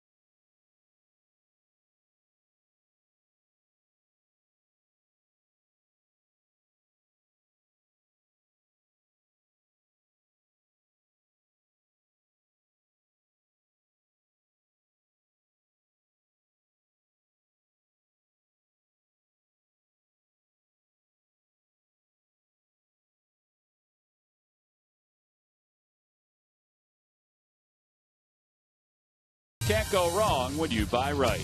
Buy Chevrolet. Visit your local dealer at ChevyDealer.com. And buy McDonald's. I'm loving it. Bottom of the 6th, Phillies lead at 4-0. Dominic Brown will lead things off. It'll be Dominic Brown, Delman Young, and Ben Revere against Paul Maholm. Dominic doubled his last time up.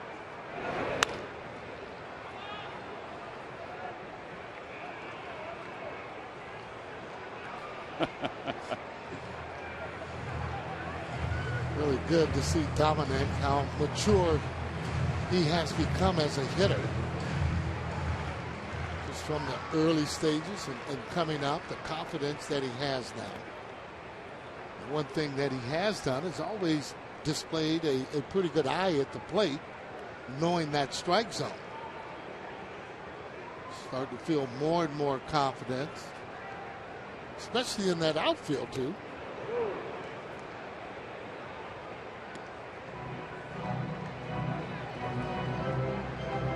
Oh, it is a pretty night there in Philadelphia. Oh boy. These are the nights though, as a hitter, you just want to make solid contact.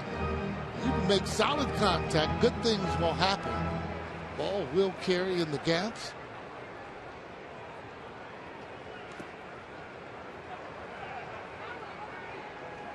Don't have to lunge out there. You got a guy that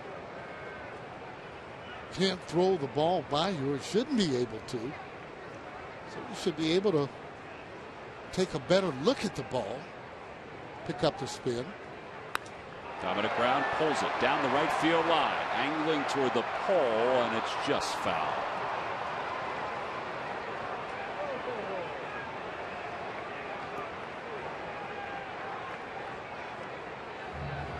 It's quick hands right there to be able to do that. That ball inside off the plate.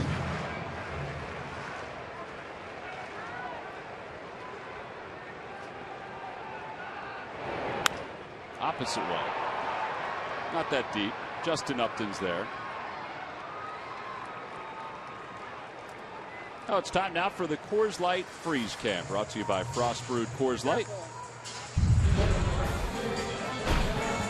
And of course, the pregame ceremonies are salute to veterans.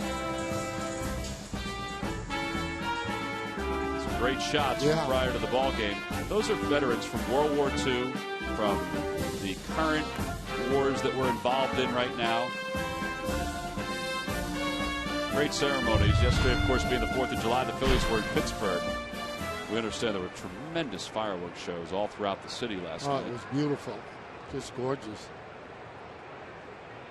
Delman Young is now the hitter. And the pitch is inside. 1 ball, 1 strike.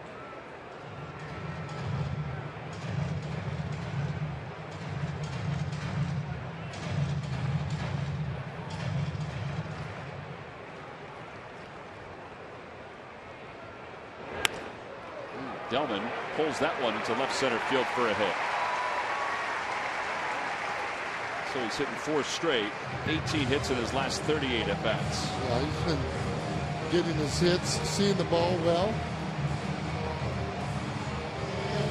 He'll start to hit a few more home runs if he can really stay up the middle, stay through the ball. Been doing a lot of hooking on some balls. Good sign, however, is that he's been hitting it consistently.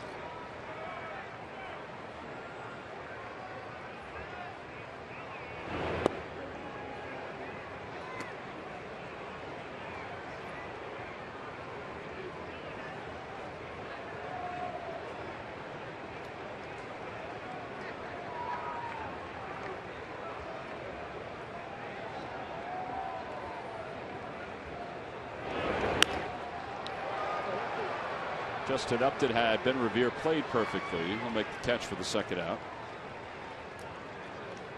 That'll bring Alberto Quintero to the plate, and we'll go out to the Toyota Major League scoreboard with the Mets and the Brewers tied at 2 in the 2nd. Carlos Gomez, double and RBI run scored. Ike Davis has been called back up by the Mets. He's batting cleanup tonight for New York. He's been down at AAA since the Phillies and Mets faced each other here at Citizens Bank Park. Yeah. Had some trouble. Had to go down and work on his stroke. Usually when you come back up, you'll come back up with a little more urgency. Taking every at bat like it might be your last.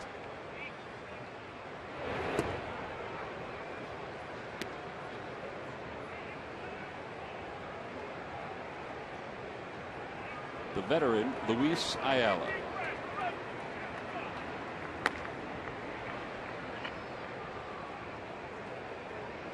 Nice shot by Quintero, opposite field home run. Needs to get a little closer to the plate. Kind of off balance. Ball's only 80. Ball went off the guy's hands that has the phone right now and resulted in a home run.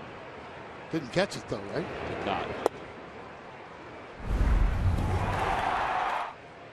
Well, this is really good power, but you see the ball coming into his swing. Give him credit.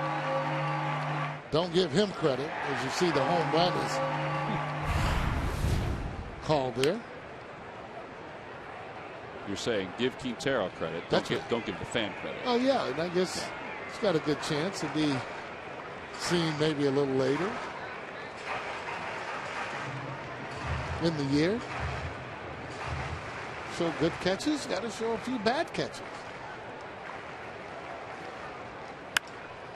Out toward right center field. B.J. Upton on the run, and he dives. He can't get it. It's off his glove, off the scoreboard. They're going to try to score Delman Young. Here's the throw to the plate by Ugla. It's a little high, and Young is safe at home plate. It was dropped by Brian McCann. How about that? How about that?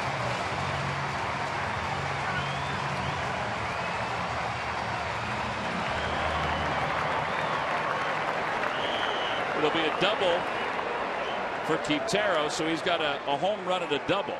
Yeah, I thought BJ misjudged this ball. I thought he took off and just trying to really time it instead of actually getting there. Then this ball punt, the ball get into the alley. As you see Delman Young getting down, he's out in the beginning. McCann actually dropping that ball. High throw, took him right up in the air trying to show the ball. Well, ball is on the ground. Very difficult to hold that in, too, with one hand. That big catcher's glove. But I thought if BJ would have took off right away when that ball was hit, he really would have caught that ball. That ball took off there. We talked about that ball traveling in the gaps.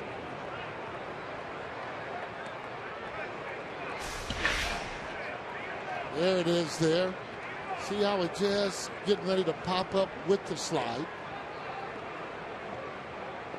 Would have had him at home plate. I think before he got to home plate, not able to hang on to the ball. Fighting fields, catch a break. Lee waves at it. Side is retired. 1 run scores. We go to the 7th inning. The Phillies enjoying a 5-0 lead over the Braves.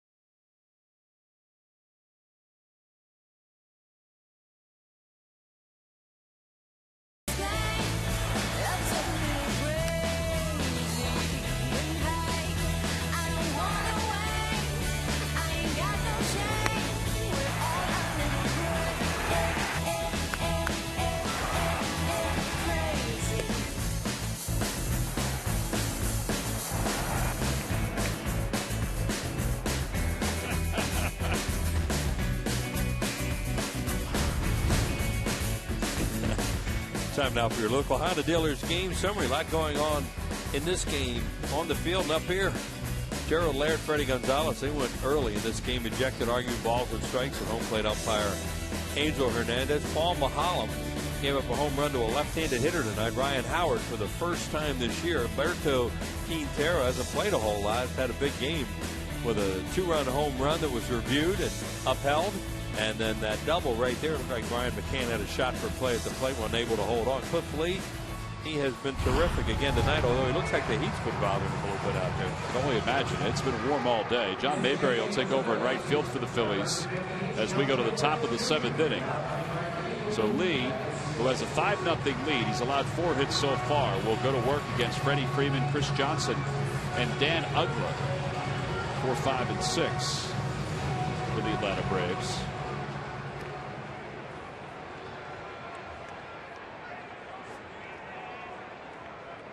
Cliff tried to win his 10th game here in 2013.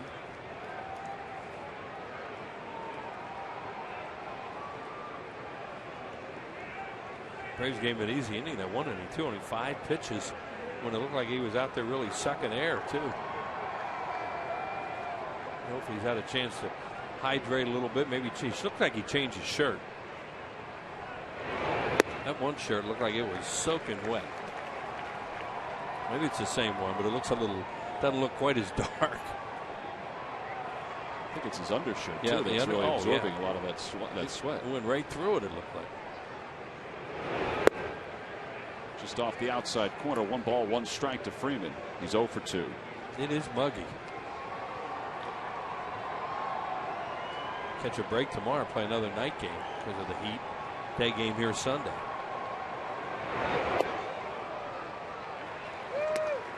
Cliff Lee came into this ball game 9th in the National League in ERA at 2.59.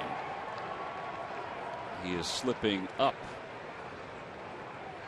in the top 10. His ERA is at 2.47 as this at-bat begins, or this inning begins. He's also trying to become the 4th 10-game winner in the National League. And he just got a piece of Freddie Freeman.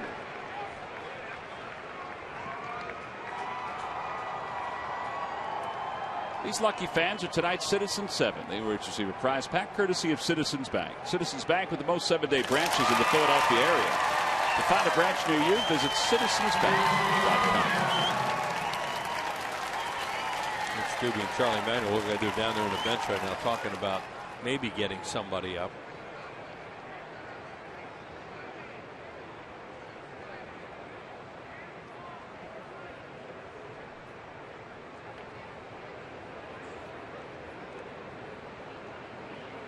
Outside, 1 ball, no strikes.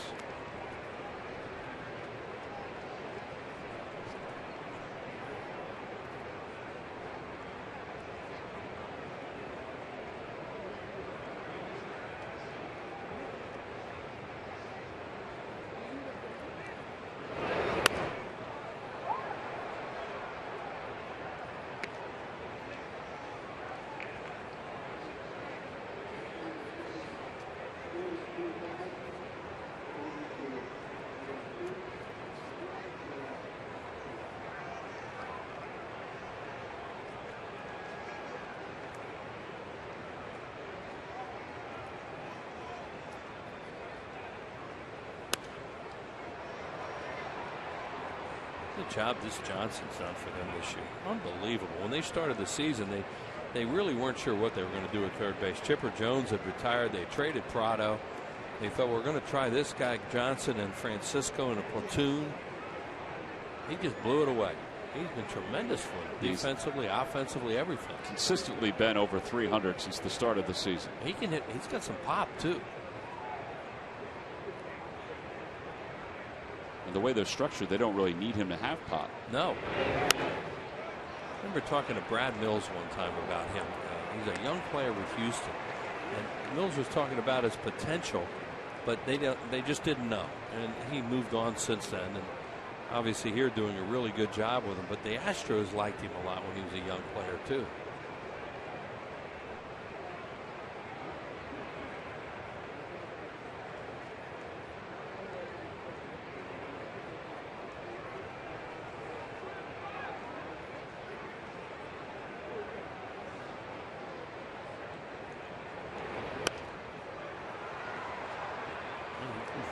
not getting real good swings at me right now, but he keeps fouling pitches off. Fouling good pitches off, too. Looks like he's in emergency swing mode.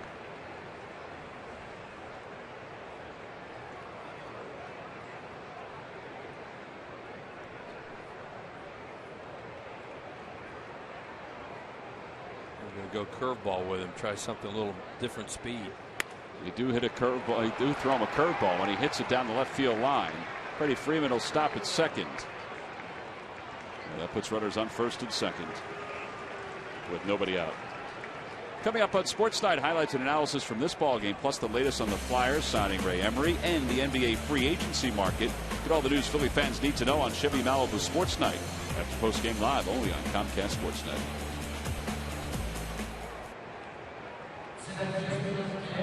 Dan Uggla swinging first pitch like he does so many times. You really got to be careful with this guy ambushing a first ball fastball in this ballpark.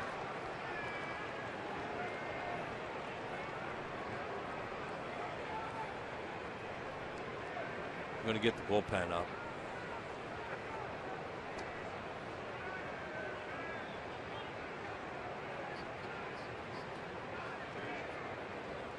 Uggla's 1 for 2. Threw him a changeup in his last at bat on the first pitch. Threw something off speed that time too, and that's what you really want to do with Dan Uggla. He's worn out the Phillies here at Citizens Bank Park with the Marlins and the Braves, and he wants to hit first ball fastballs. Figure they're going to get the pen up a little bit. Cliff Lee's only thrown 5 pitches now, 74, 75. But it's been tough out there tonight for him. He's taken so much time between pitches. That's very unusual for him. Remember, it was a few starts ago where he was having the cramping issues. Maybe that's what it is. Yeah, I think there's some heat, dehydration. You know they're trying to take care of him between innings. Ball's low, 2-1. And he's working hard right now.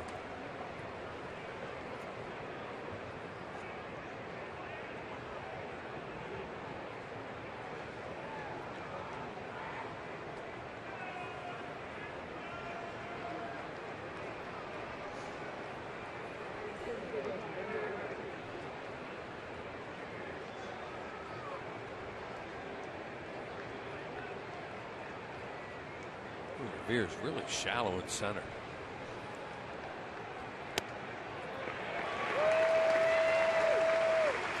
Uggla's saying that it was catcher's interference. Right, but he didn't swing. Did he start to swing? He dropped the bat. But I don't think he tried to attempt to swing. Yeah.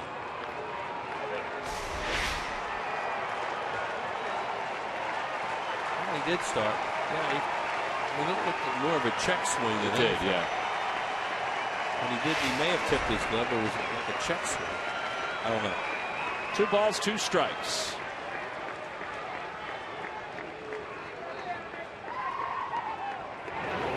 Oh. Out toward left center field. Revere going back, and that one is done. I got a feeling that, the way he's laboring out there right now with Uggla at the plate, that was not a good matchup.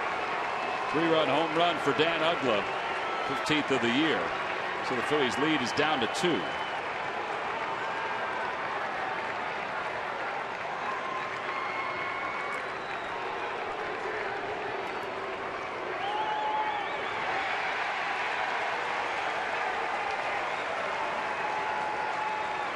That's what the Braves do to you too. They'll go along, and then all of a sudden, bam, they'll hit you with a home run. Pitch high and out over the plate, and Dan Uggla's hit a lot of them in this yard. There was no doubt the way the ball's carrying tonight, no doubt that was going to go way out. Upton lays down a bunt. Not a bad idea. Howard fields it and applies the tag, and he is out. If they sense there's something wrong with Cliff Lee, you figure they try to put it in an area where he'd have to go get it. Instead, it was Howard because it was bunted so hard, and Howard is able to apply the tag. I don't know if that was a good play or not for B.J. Upton. Maybe he was just trying to get on for McCann.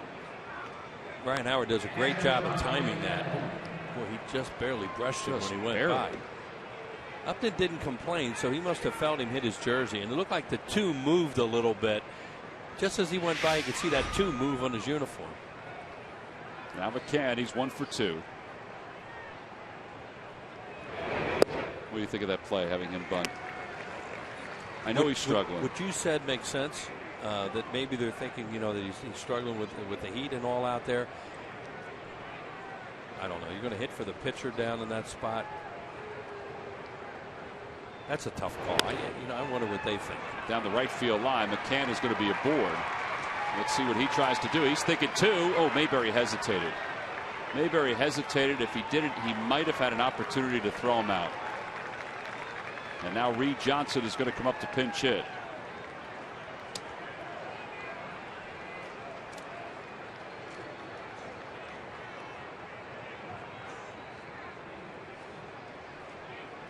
They have a really slow runner too in Brian McCann, and now the Phillies are stalling right now. They may make a move. Yeah, here comes Charlie Manuel. That's going to be it for Cliff Lee. You can see he's really been struggling.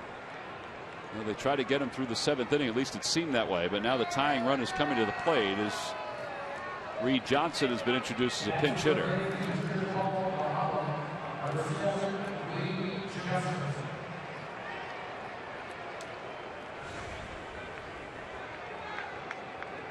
Charlie has not made a signal yet.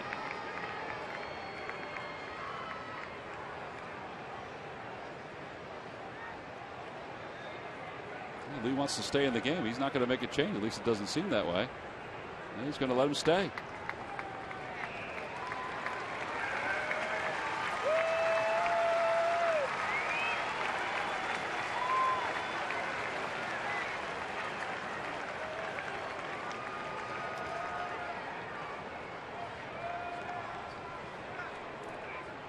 So Charlie Manuel is going to trust his left-hander to face Reed Johnson. With 1 out here in the 7th. Johnson, very good numbers against Cliff Lee, and there they are.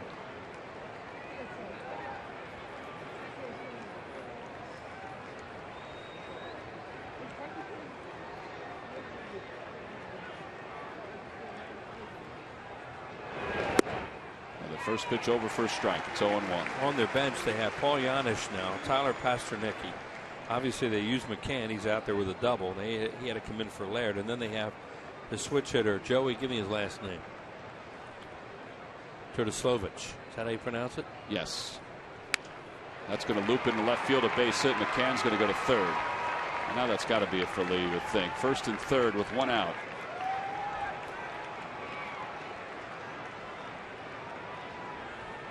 And Simmons is due up.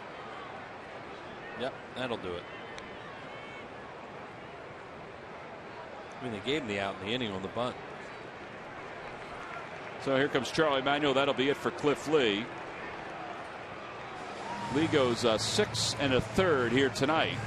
He was cruising along until the 7th inning. So J.C. Ramirez is coming in. Charlie Manuel is going to take the baseball from Cliff Lee. His evening is done. It's a nice round of applause. 2 runners on. And Drelton Simmons is due up. This is an AT&T call to the bullpen. Phillies lead it by 2.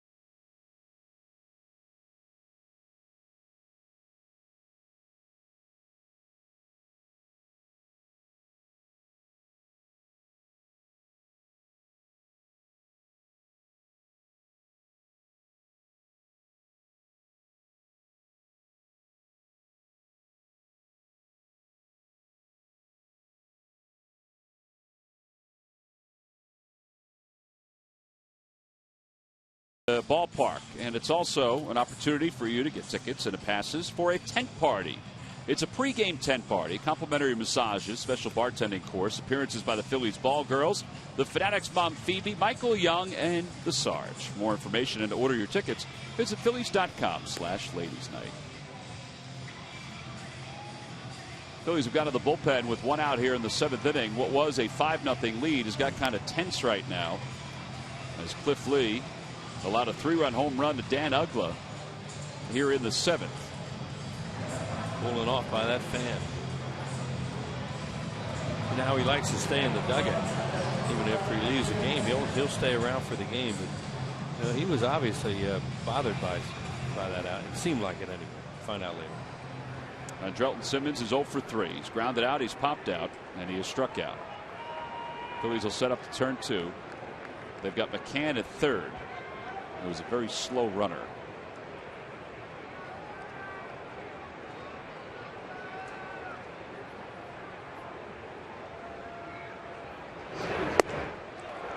.96 from J.C. Ramirez. It's 0-1. Guy the Braves have never seen. He hasn't been in the major leagues for long. Does have a real good fastball we've seen so far, and hasn't thrown a whole lot of breaking balls.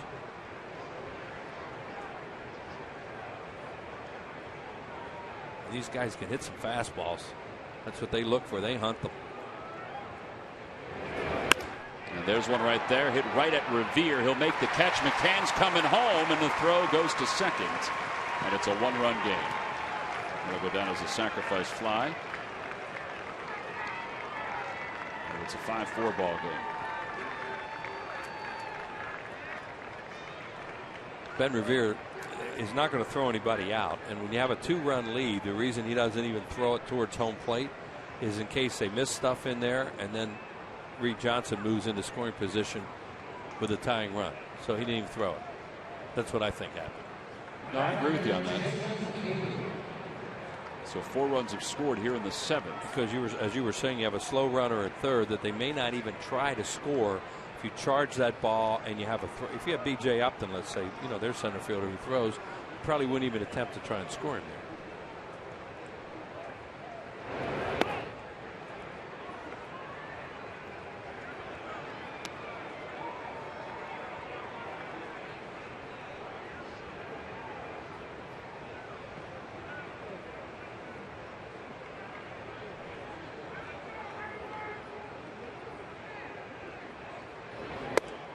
Outside, 2-0 to Jason Hayward.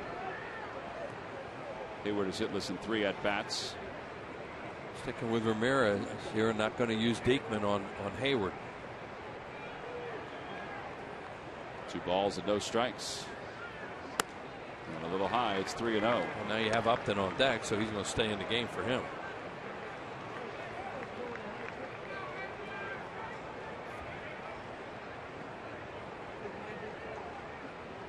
Upton's had the best swings of the night for the Braves. Ball 4. He just walked Hayward on 4 pitches. So this is the 9th man to bat in the inning for the Braves is Justin Upton. Time now for our Coors Cold Hard Fact, brought to you by Frost Brewed Coors Light. And our fact is about BJ and Justin. First set of brothers to appear together on the same Braves team since J.D. and Tim Drew, 2004. I have to tell you, I did not know that Tim Drew was with the Braves. I don't remember that either.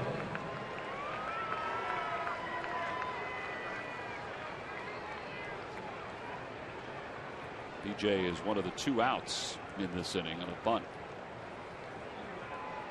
Justin 2 for 3. Swing and a miss. 0-1.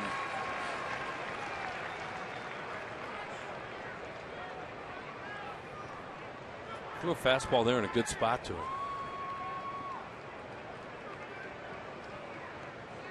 Upton likes to pull. Going upstairs.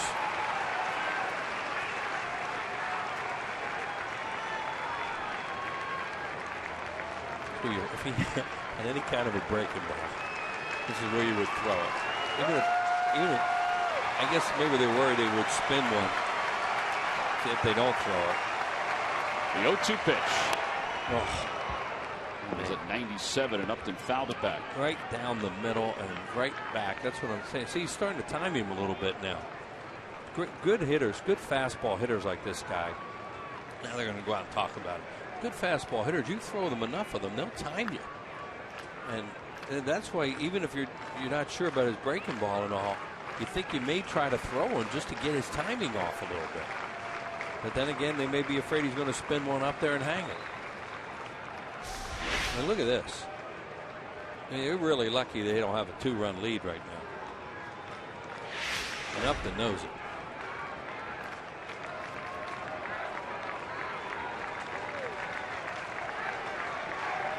Johnson at second, Hayward at first. And the 0-2 pitch coming. There's that breaking ball. Swung on and missed. He had the fastball timed, but he finally threw on a slider that had a little bit of cut on it to be able to get Justin Upton. However, the Braves do score 4 runs. They had 2 on here in the 7th when J.C. Ramirez was able to get the final out to end the 7th.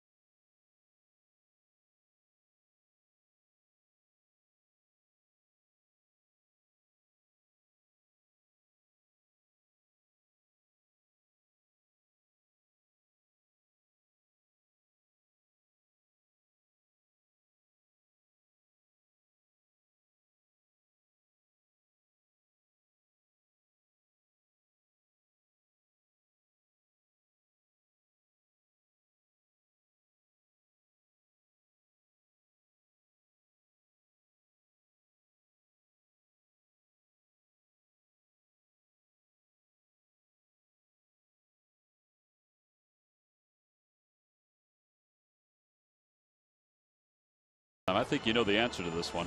What Braves player was not named to the All-Star game but won the National League MVP in 1991?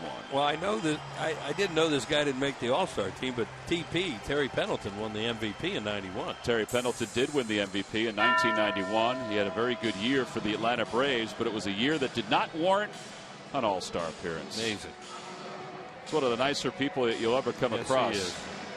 I used to host the pregame show on radio, obviously, back when I first started with the Phillies, and I used to get, if I can, one visiting player or coach each time we would face that team.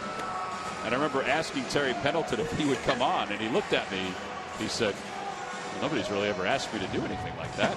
And I said, well, I just figured it would be neat to have the interview. You know, you had such a great career. And he looked at me and said, on the concourse? And I said, yes. He said, okay, I'll do that. But he didn't realize that everybody was going to be out there when he walked out. He was kind of overwhelmed by that. But he was a great interview, and he was a great guy. And a tremendous player. He could really hit. Switch hitter. And most valuable player who did not make the All-Star game. Luis Avilan is the new pitcher for the Braves. He's one of their left-handers, and he's been a good one for them. 2-0, 1.59 earned run average. We saw him early in his career last year, and he was very impressive. He came in a couple tough spots against the Phillies, and I think they learned a lot about him at that time. I thought we may have something here. And then they unfortunately lost to Flaherty and Venters to injuries, and he's moved into a big-time role for them out of the bullpen. Michael Young is 0 for 3. He's grounded out twice.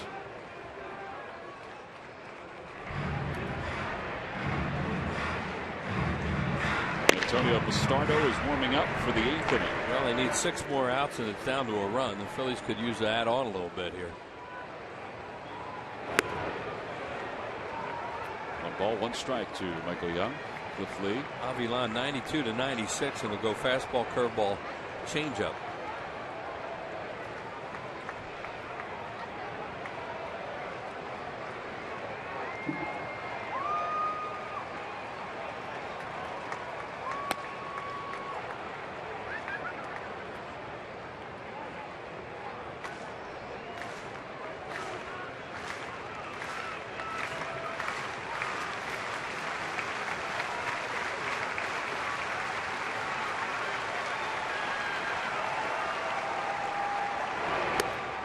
After a high fastball, 1 away here in the 7th. And now the lefties come up. Or at least one lefty, Chase Utley, then Jimmy Rollins and Ryan Howard. Time now for the Major League Notebook. Murph, take it away.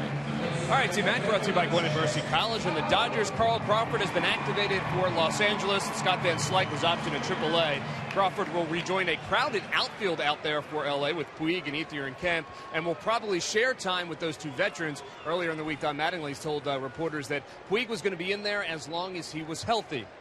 And speaking of health, how about Derek Jeter getting very close to making his return to the New York Yankees? In fact, he'll begin a rehab assignment tomorrow in Scranton-Wilkes-Barre. Now, he has 20 days, so they don't know exactly when he'll be back, but he's getting very close, and they're hoping to be back for a good part of the second half of the season, guys. All right, Murph, thank you very much. You found some friends out there, huh?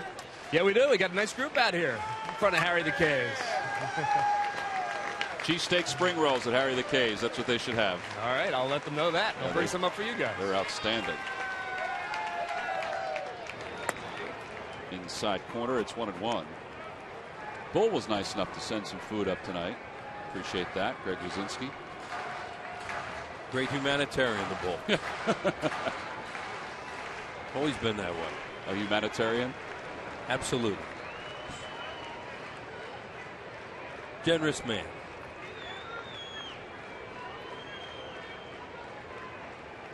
Whitley hits it out toward right center field. Jason Hayward makes the call and makes the catch. 2 outs.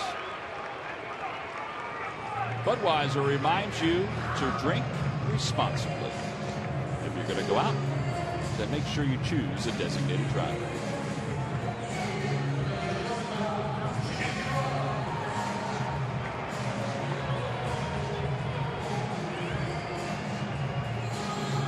Here's Rollins, who's 2 for 3.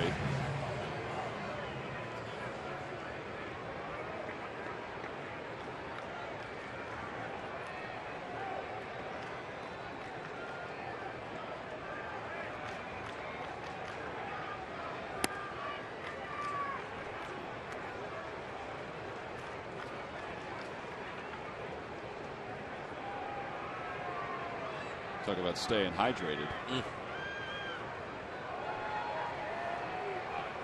Phillies were gone for a long time. The Fanatics thinking maybe they should have stayed away a little longer. It's going to be hot.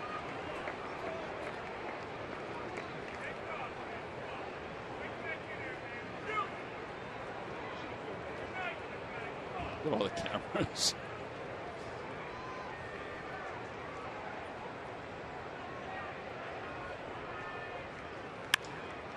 Out toward right center again. B.J. Upton calls off Jason Hayward, and the Phillies go down quietly in their half of the 7th inning. So 7 in the books. This is a tight one. We go to the top of the 8th. Freddie Freeman will lead it off for the Braves.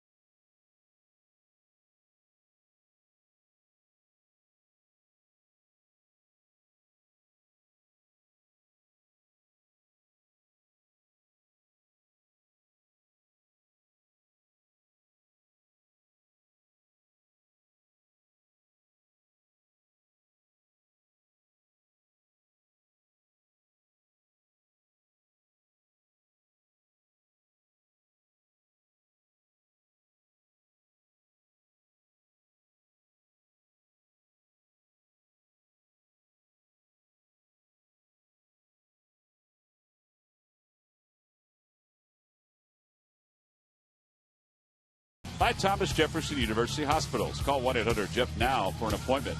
And by Nissan. Don't miss Nissan's free to choose 4th of July event. Choose an innovative Nissan and save big on our fuel-efficient lineup. Bonus cash ends soon.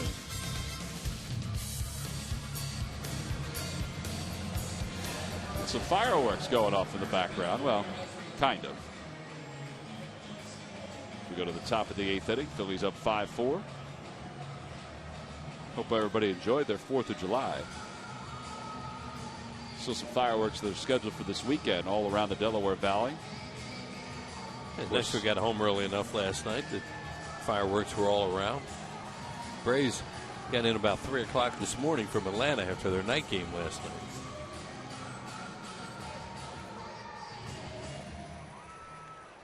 Time now for our Hyundai defensive plays of the night. These are some fan shots, Wheels. Oh, yeah, this is a really good play. Early in the game, that guy got both hands on it, then did his Richard Nixon impression after that. That was good. Now, oh, look at that catch. Holy mackerel. Didn't see that one. Wow. Yeah, that was good. I saw that just at the last moment down to our right. Heard a lot of cheering going on, and that's obviously what it was for. All right, here we go. Top of the 8th inning. Antonio Bastardo against Freddie Freeman. And it's 1 ball and no strikes.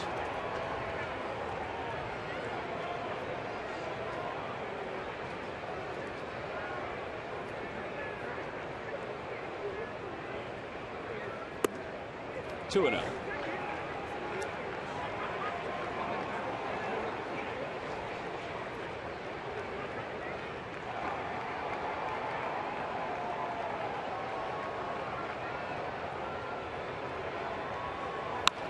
Out toward right field. Mayberry on the run. He's there, and there's one away. Every time the Phillies retire the opposing team, 1-2-3, Comcast will make a contribution to Phillies charities. Phillies baseball is brought to you by Xfinity, your home for the most live sports, giving you all your favorite sports all year long.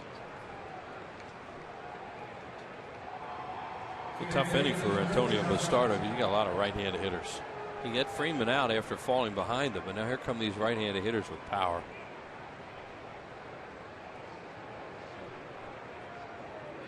Chris Johnson singled his last time up and scored. Now time is called. And Chase Utley is going to walk into the mound. This is interesting.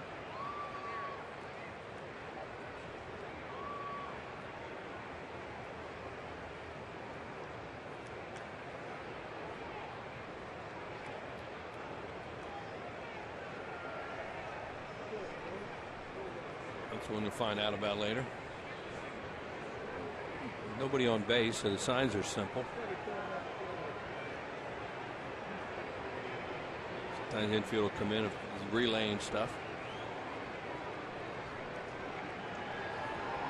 Whatever it was, he saw something he wanted to make sure he conveyed to the battery. Maybe it was don't start him. Threw him a fastball. Yeah, he threw him a fastball. I'm done. I don't know. Find out tomorrow.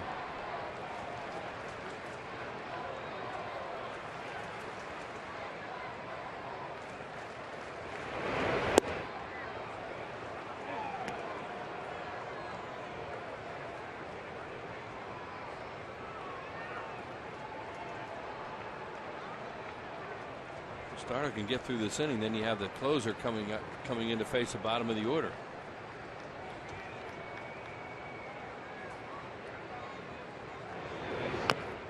Off the plate, up the third base line, foul ball.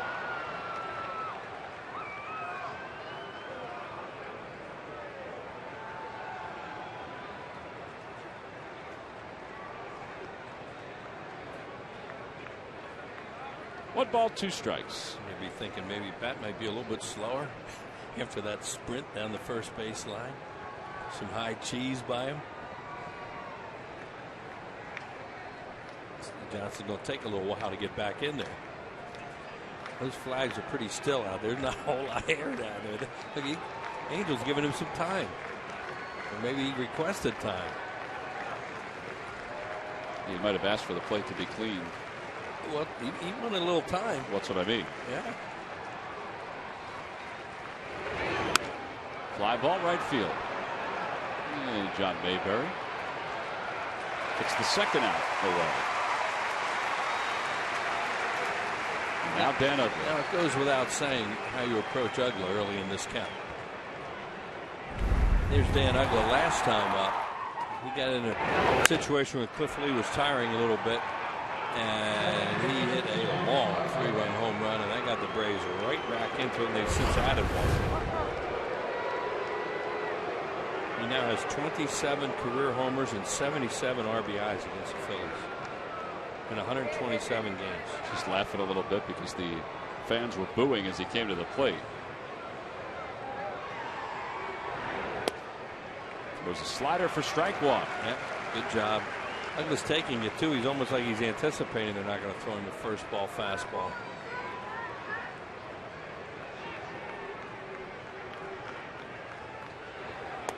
Cliff Lee, the last 2 games, 2 3-run home runs. The one by Ramirez beat him last time in a way, and this one tonight.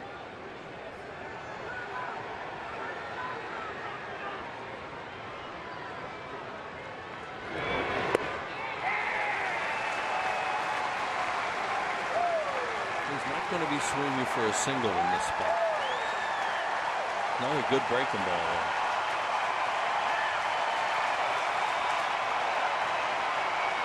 He could bounce one, might not be a bad idea. Uggla has struck out 105 times.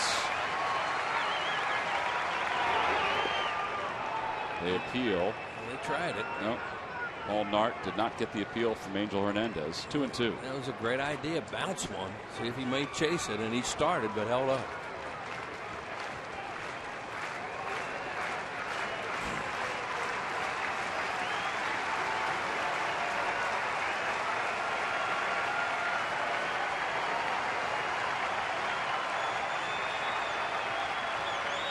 Got him. Breaking ball swung on and missed. Uggla is struck out for the 106th time of the season. A very good 8th inning by Antonio Bastardo. Wrapped up by this pitch. He got Uggla fishing, and the side is retired here at the top of the 8th.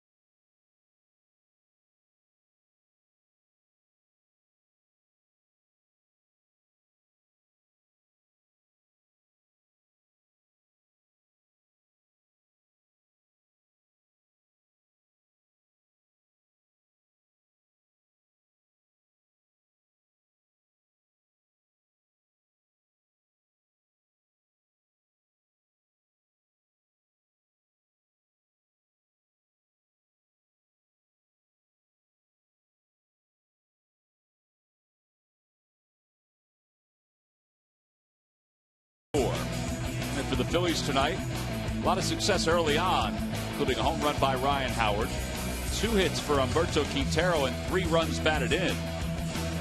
Phillies jumped out to a 5-0 lead. It's now 5-4 as we go to the bottom of the 8th inning.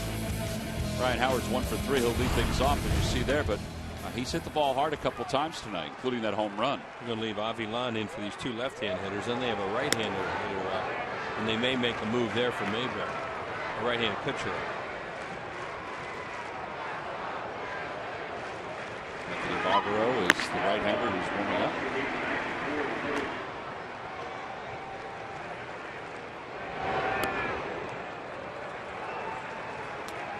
2 more hitters out of Avilan in this inning. There's Papelbon for the 9th. And talked about he's going to get the bottom of the order. Kind of forgot McCann was down there in the 8 hole. You don't think about him as an 8 hole hitter. I mean, he's into the game when Gerald Laird got ejected early in the game on balls and strikes. Howard drags it up the first base line. It's a fair ball over the bag. He limping going down the line that time. It's almost as if he spun when he swung and twisted that knee.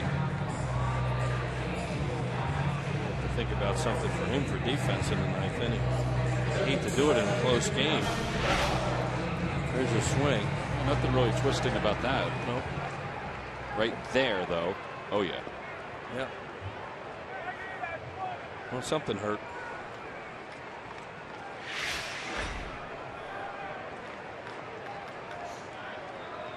Dominic Brown's 1 for 3.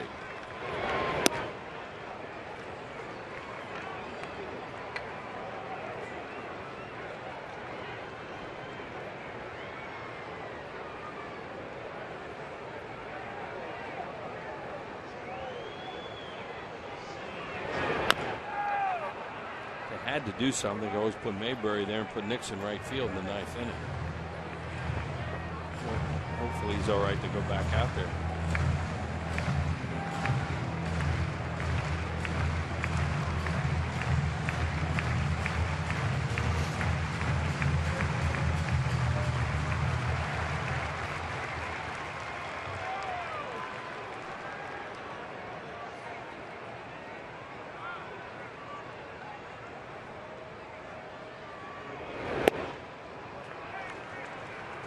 Really has done a good job of left-handed pitching. He doesn't bail a whole lot. He has a style of hitting where you watch him and he really doesn't open up. Now he's going to open a little bit because that's a natural tendency.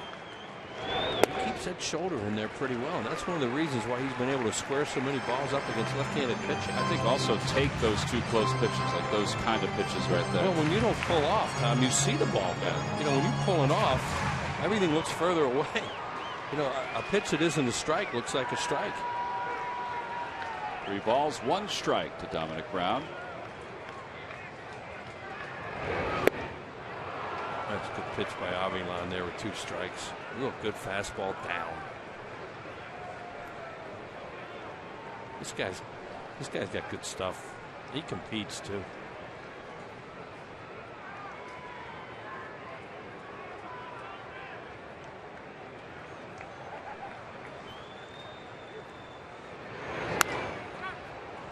Another one over to first base. Freeman flips to Avilan covering.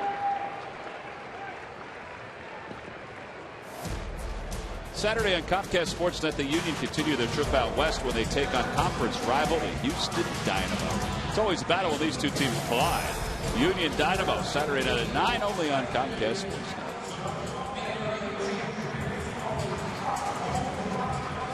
Well, they decided to stay with him.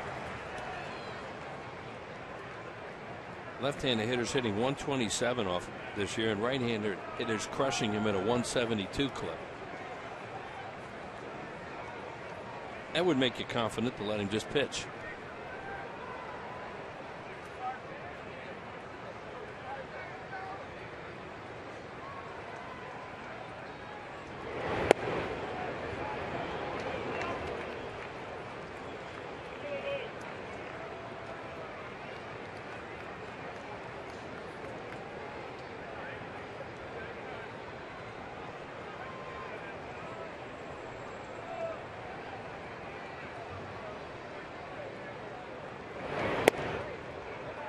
Game's a lot closer than Charlie Manuel wanted it or thought it was going to be, but at least he has at the point to bring his closer in. Toyota Major League Scoreboard, top of the 5th. Cardinals lead the Marlins 4-1. Trying to catch those Pirates who won today. Beat the Cubs earlier.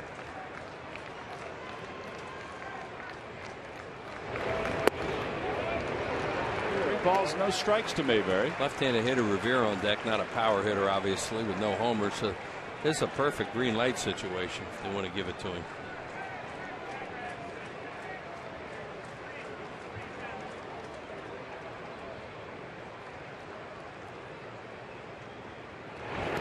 Ball 4.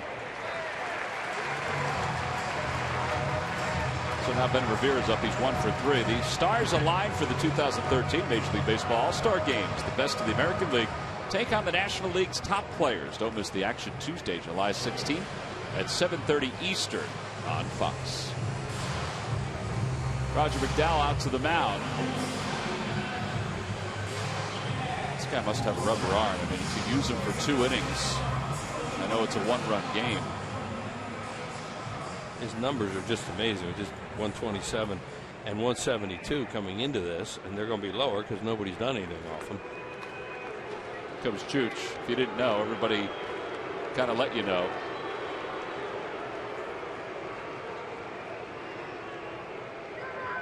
Yeah, if they keep this going.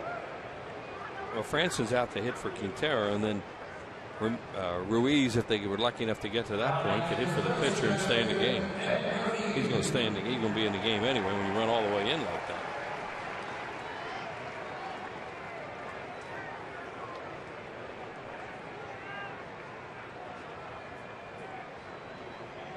Ben Revere takes inside, 1 ball and no strikes.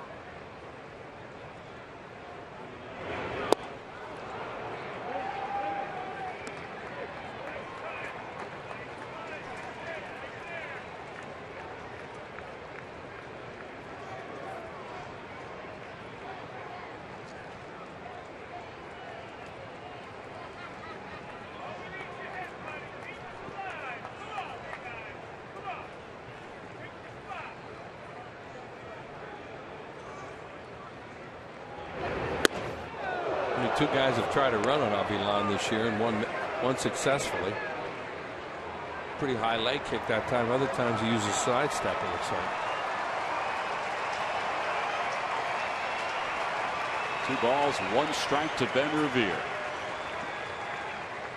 He's trying to get that insurance run or 2 or 5 back. They had a 5-0 lead.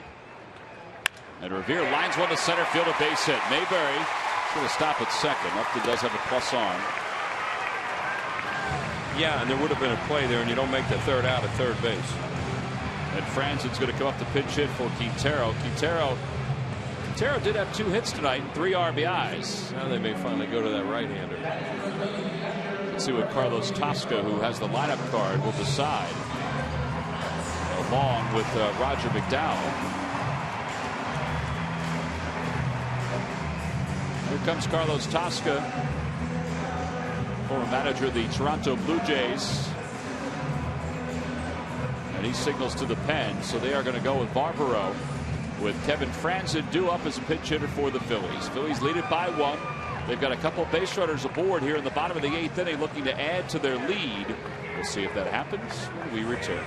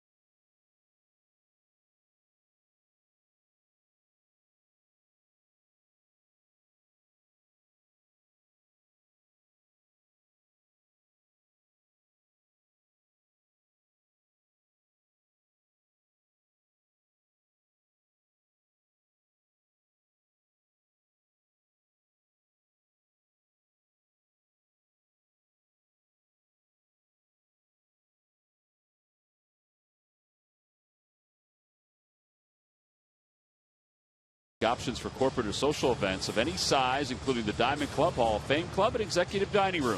Free parking, on-site catering, Fanatic visits, and ballpark tours. Call 215-218-5100 for more information, or go to Phillies.com/special events. Now, this place looks great tonight. Nice crowd. Phillies starting this long homestand. Game 1 of a 3-game set against the Braves. They had a 5-0 lead. They lead it by 1. Now Anthony Barbaro, in his 36th game, will come on to face Kevin Franzen, who's been an exceptionally good pinch hitter for the Phillies this year. Right-handers do have good numbers against Barbaro. From Staten Island, attended St. John's.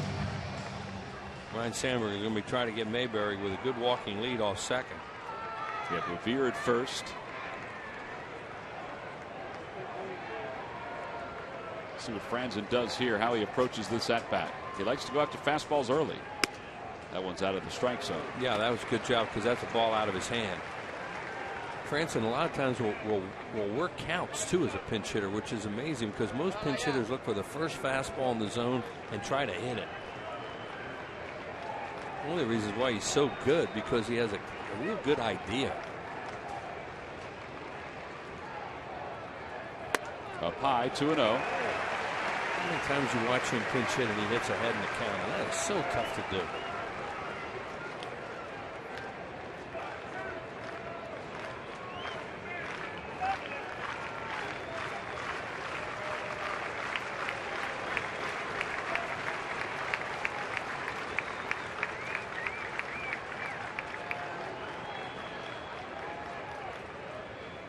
And a looper out towards short, caught by Simmons.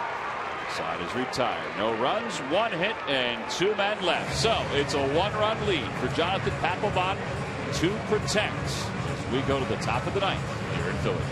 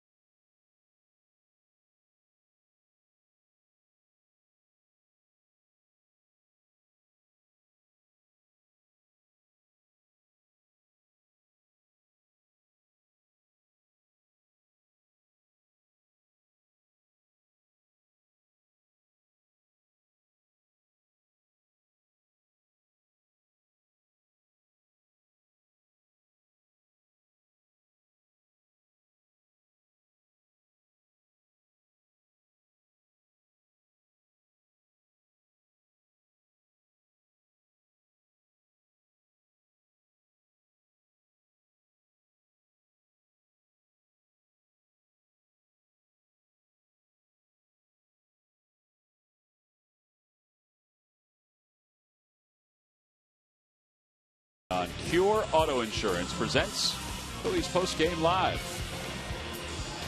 Well, here we go. Top of the 9th inning. What was a 5-run lead is now just a 1-run lead, and it's going to be turned over to Jonathan Papelbon to try to save it for Cliff Lee, who's looking for his 10th win of the season. Papelbon 2-0, an ERA of 1.93. We have a new battery now. Papelbon is in the pitch. Carlos Ruiz is in the catch.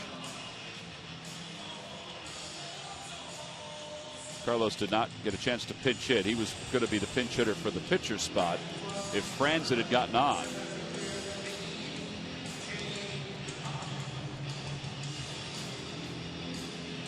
So Papelbon is trying to close the door on what would be the 42nd win of the year for the Phillies. Cliff Lee went 6 of the 3rd. Humberto Quintero did a nice job with him tonight. And Quintero also contributed 3 RBIs. Lee went 6 of the 3rd, allowed 4 runs on 8 base hits. Seemed like he tired a little bit in that 7th inning when he allowed the 3 runs. He was charged with 4 runs, actually. But one of the runs scored when Andrelton Simmons' sac fly came against J.C. Ramirez, who did a very nice job getting the Phillies through that 7th. And then Bastardo the 8th, and now it's Papelbon here in the 9th. B.J. Upton will lead it off. He's 0 for 3, 2 for 14 lifetime against Papelbon.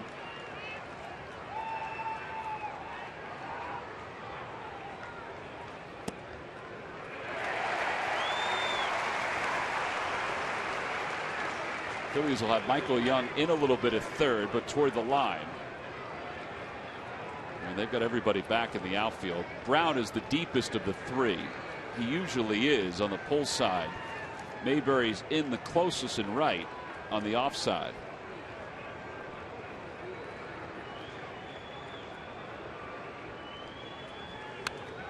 And it's fouled back 0-2. Doing McCann in the on-deck circle, of course, and then they're going to use that Turtislavich, who had an amazing year, was having an amazing year power-wise at AAA. He's a switch hitter. Yeah, they've been talking about bringing him up for the last few weeks. They finally did. He struck out last night in his major league debut in his first at bat.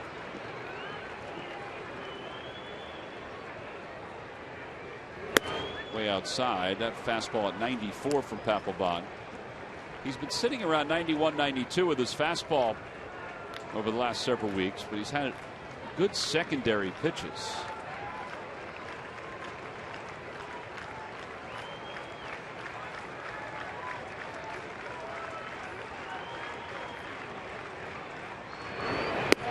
B.J. Upton's seen him a lot all those years in the American League East.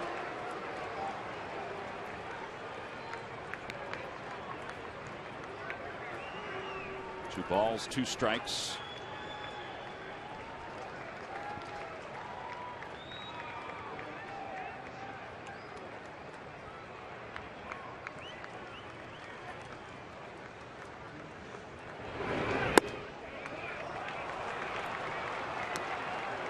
Well, they got a couple of those early. There's Evan Gattis, who's on the disabled list for the Braves. If you get that one there, you might get the whole bench run.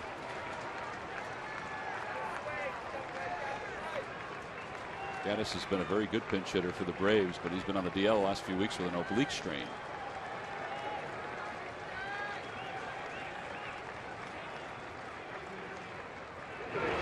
Swing and a miss. He got him with 92. Well, 2 for 15 lifetime. Off Papelbon with 10 strikeouts. Wow. Here he is, works the count to 3-2, goes away, a little runner. And you see Upton's frustration there as he's late on it.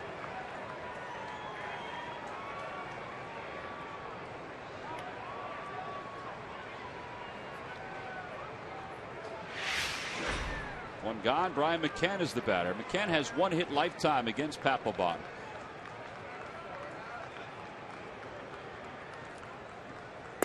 Inside, 1-0.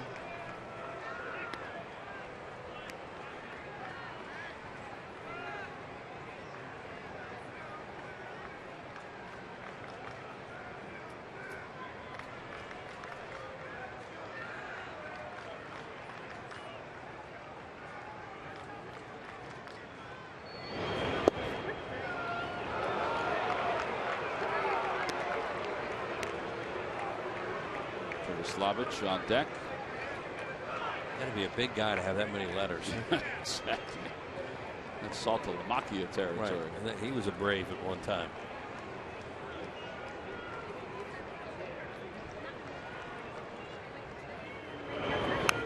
Oh. McCann give a puff in the cheeks out there with the exhale as he had a pitch to hit then. Startled those guys back there. It would have startled anybody that was sitting back there. Yeah. That thing was coming back in a hurry. Screen don't fail me now.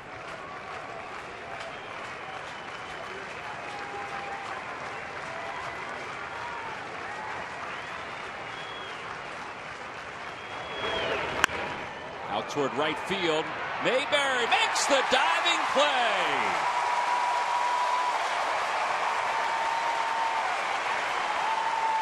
And they were playing possum that whole time with McCann sitting away, and then Toots jumps back inside. Papelbon throws it inside, and he nails it.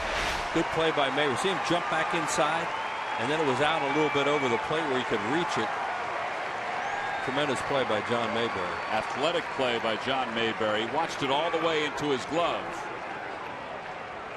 And Papelbon certainly appreciated it. 2 outs. Doobie's out because Turtislavich is coming up.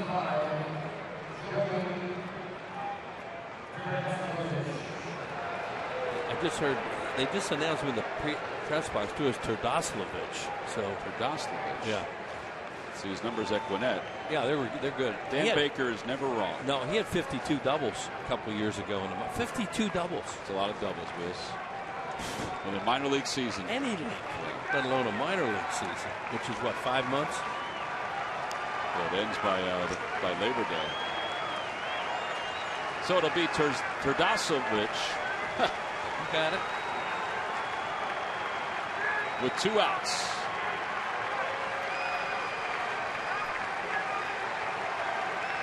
Out of Sarasota, Florida. And he rips one into right field, a base hit. He picks up a single against one of the better closers in the game. He'll toss that ball over the Braves dugout. First major league hit. Jimmy Rollins knows it. He may not know how to pronounce his last name. But he's so aware of everything. And right away, Jimmy Rollins was getting the ball and throwing it over there without them even telling him. He knows that stuff.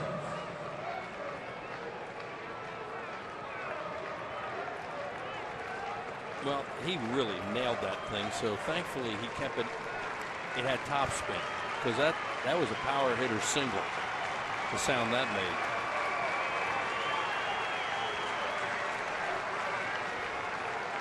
Now Simmons. Simmons is 0 for 3 with a sac fly.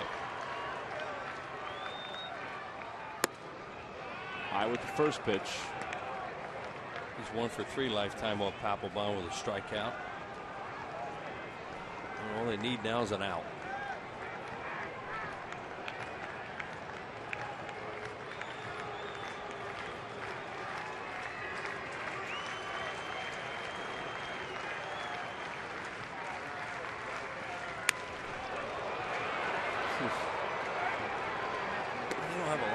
That aren't aggressive, do they? They really swing.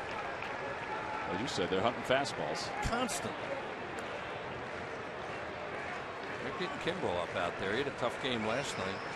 Blew a save and picked up a loss in that game, but they're going to get him up just in case. There he is on the left.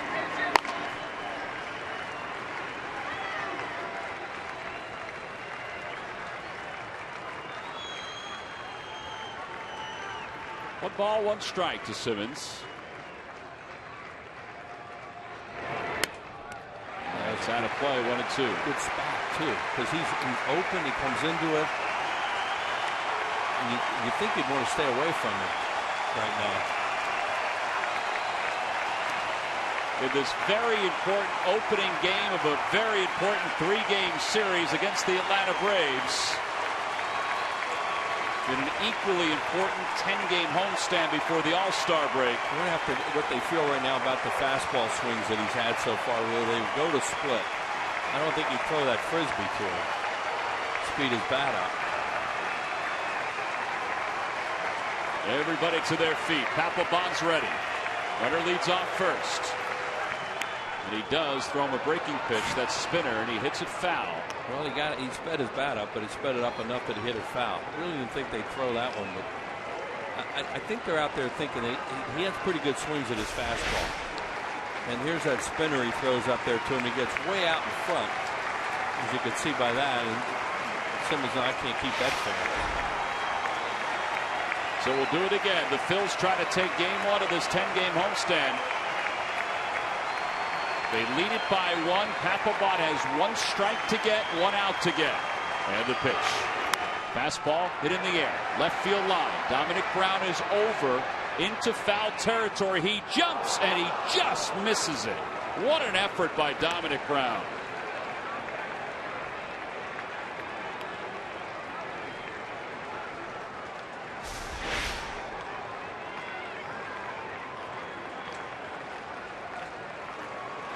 Maybe a foot.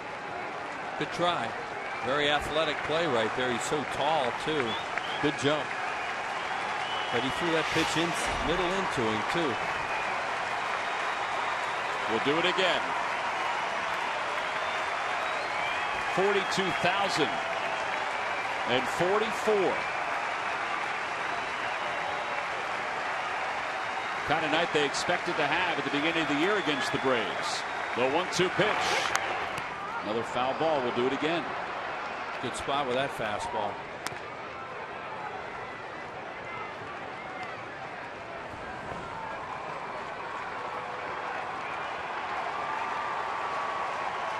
Six pitches, 5 foul balls.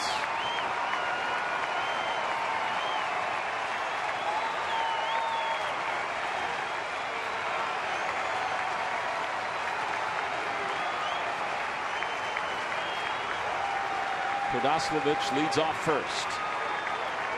And once again, the 1-ball, 2-strike pitch. Fly ball, left field line. Dominic Brown, Jimmy Rollins. Rollins in foul territory, makes the catch, and the Phillies have taken game 1 of this 10-game homestand with a 5-4 victory over the Atlanta Braves. An outstanding way to start this homestand to begin this 3-game series against the National League East leaders. Jonathan Papelbon, well, everybody can smile now as the Phillies win it 5-4. And Cliff Lee is a 10-game winner. And he's won 8 in a row. Humberto Quintero got the start tonight. And he is our Chevrolet player of the game, not only because of his work behind the plate, but also his work at the plate. 2 for 3, a home run, a double, 3 runs batted in. And our WB Mason deliveries of the game are those hits by Humberto Quintero. Here's the one in the second inning. Hits his fly ball towards right center field. Looked like he was going to be trouble. Kept carrying. That fan out there touches it. It was ruled a home run originally. Looked like it hit Hayward on the head watching it that time. and then they went in and reviewed it. And yes, it was. And here's a big one right here. Hits his ball towards right center field. Upton dives, can't get it, but he gets to it quickly, hits Ugly with a perfect throw. The throw to the plate, he had to jump a little bit that Brian McCann couldn't hold on to it. Quintero winds up with an RBI double there. 3 runs batted in. Our WB Mason deliveries of the game. He had a huge game tonight offensively. He's down there with Murph. Murph. He certainly did, and on a hot night here in that catcher's equipment, you get the chance to start tonight. Obviously, you make the most of it. Let's talk offensive first. I think you were the first person to know that ball left the ballpark. You knew right away. Yeah, you know, I faced the pitcher when he played with the Pirates, and I know what he's throw. I know he's going to throw me away, and you know, I'm glad that he hit it real good, and I hit the homer. Talk a little bit about the job that your pitchers did tonight. Cliff Lee, for 6 innings, really battled tonight, and then the bullpen comes in and does a nice job as well. Yeah, you know, Cliff Lee do a good job. He moved the ball around. He threw fastballs both sides of the play. A lot of changes and a lot of sliders, and, you know, he deserved the win today. You know, how difficult were the conditions out there? Obviously, it was a warm night. It looked like maybe it got to Cliff maybe in the 7th inning, and you back there with the equipment on, it had to be a tough night. Yeah, you know, it's really hot, but, you know, we come here to play baseball. We drink a lot of water, and we play real good. Talk a little bit about that. First, a win on this homestand to get things started. Everyone's talking about what an important week this is for you guys. Good way to start.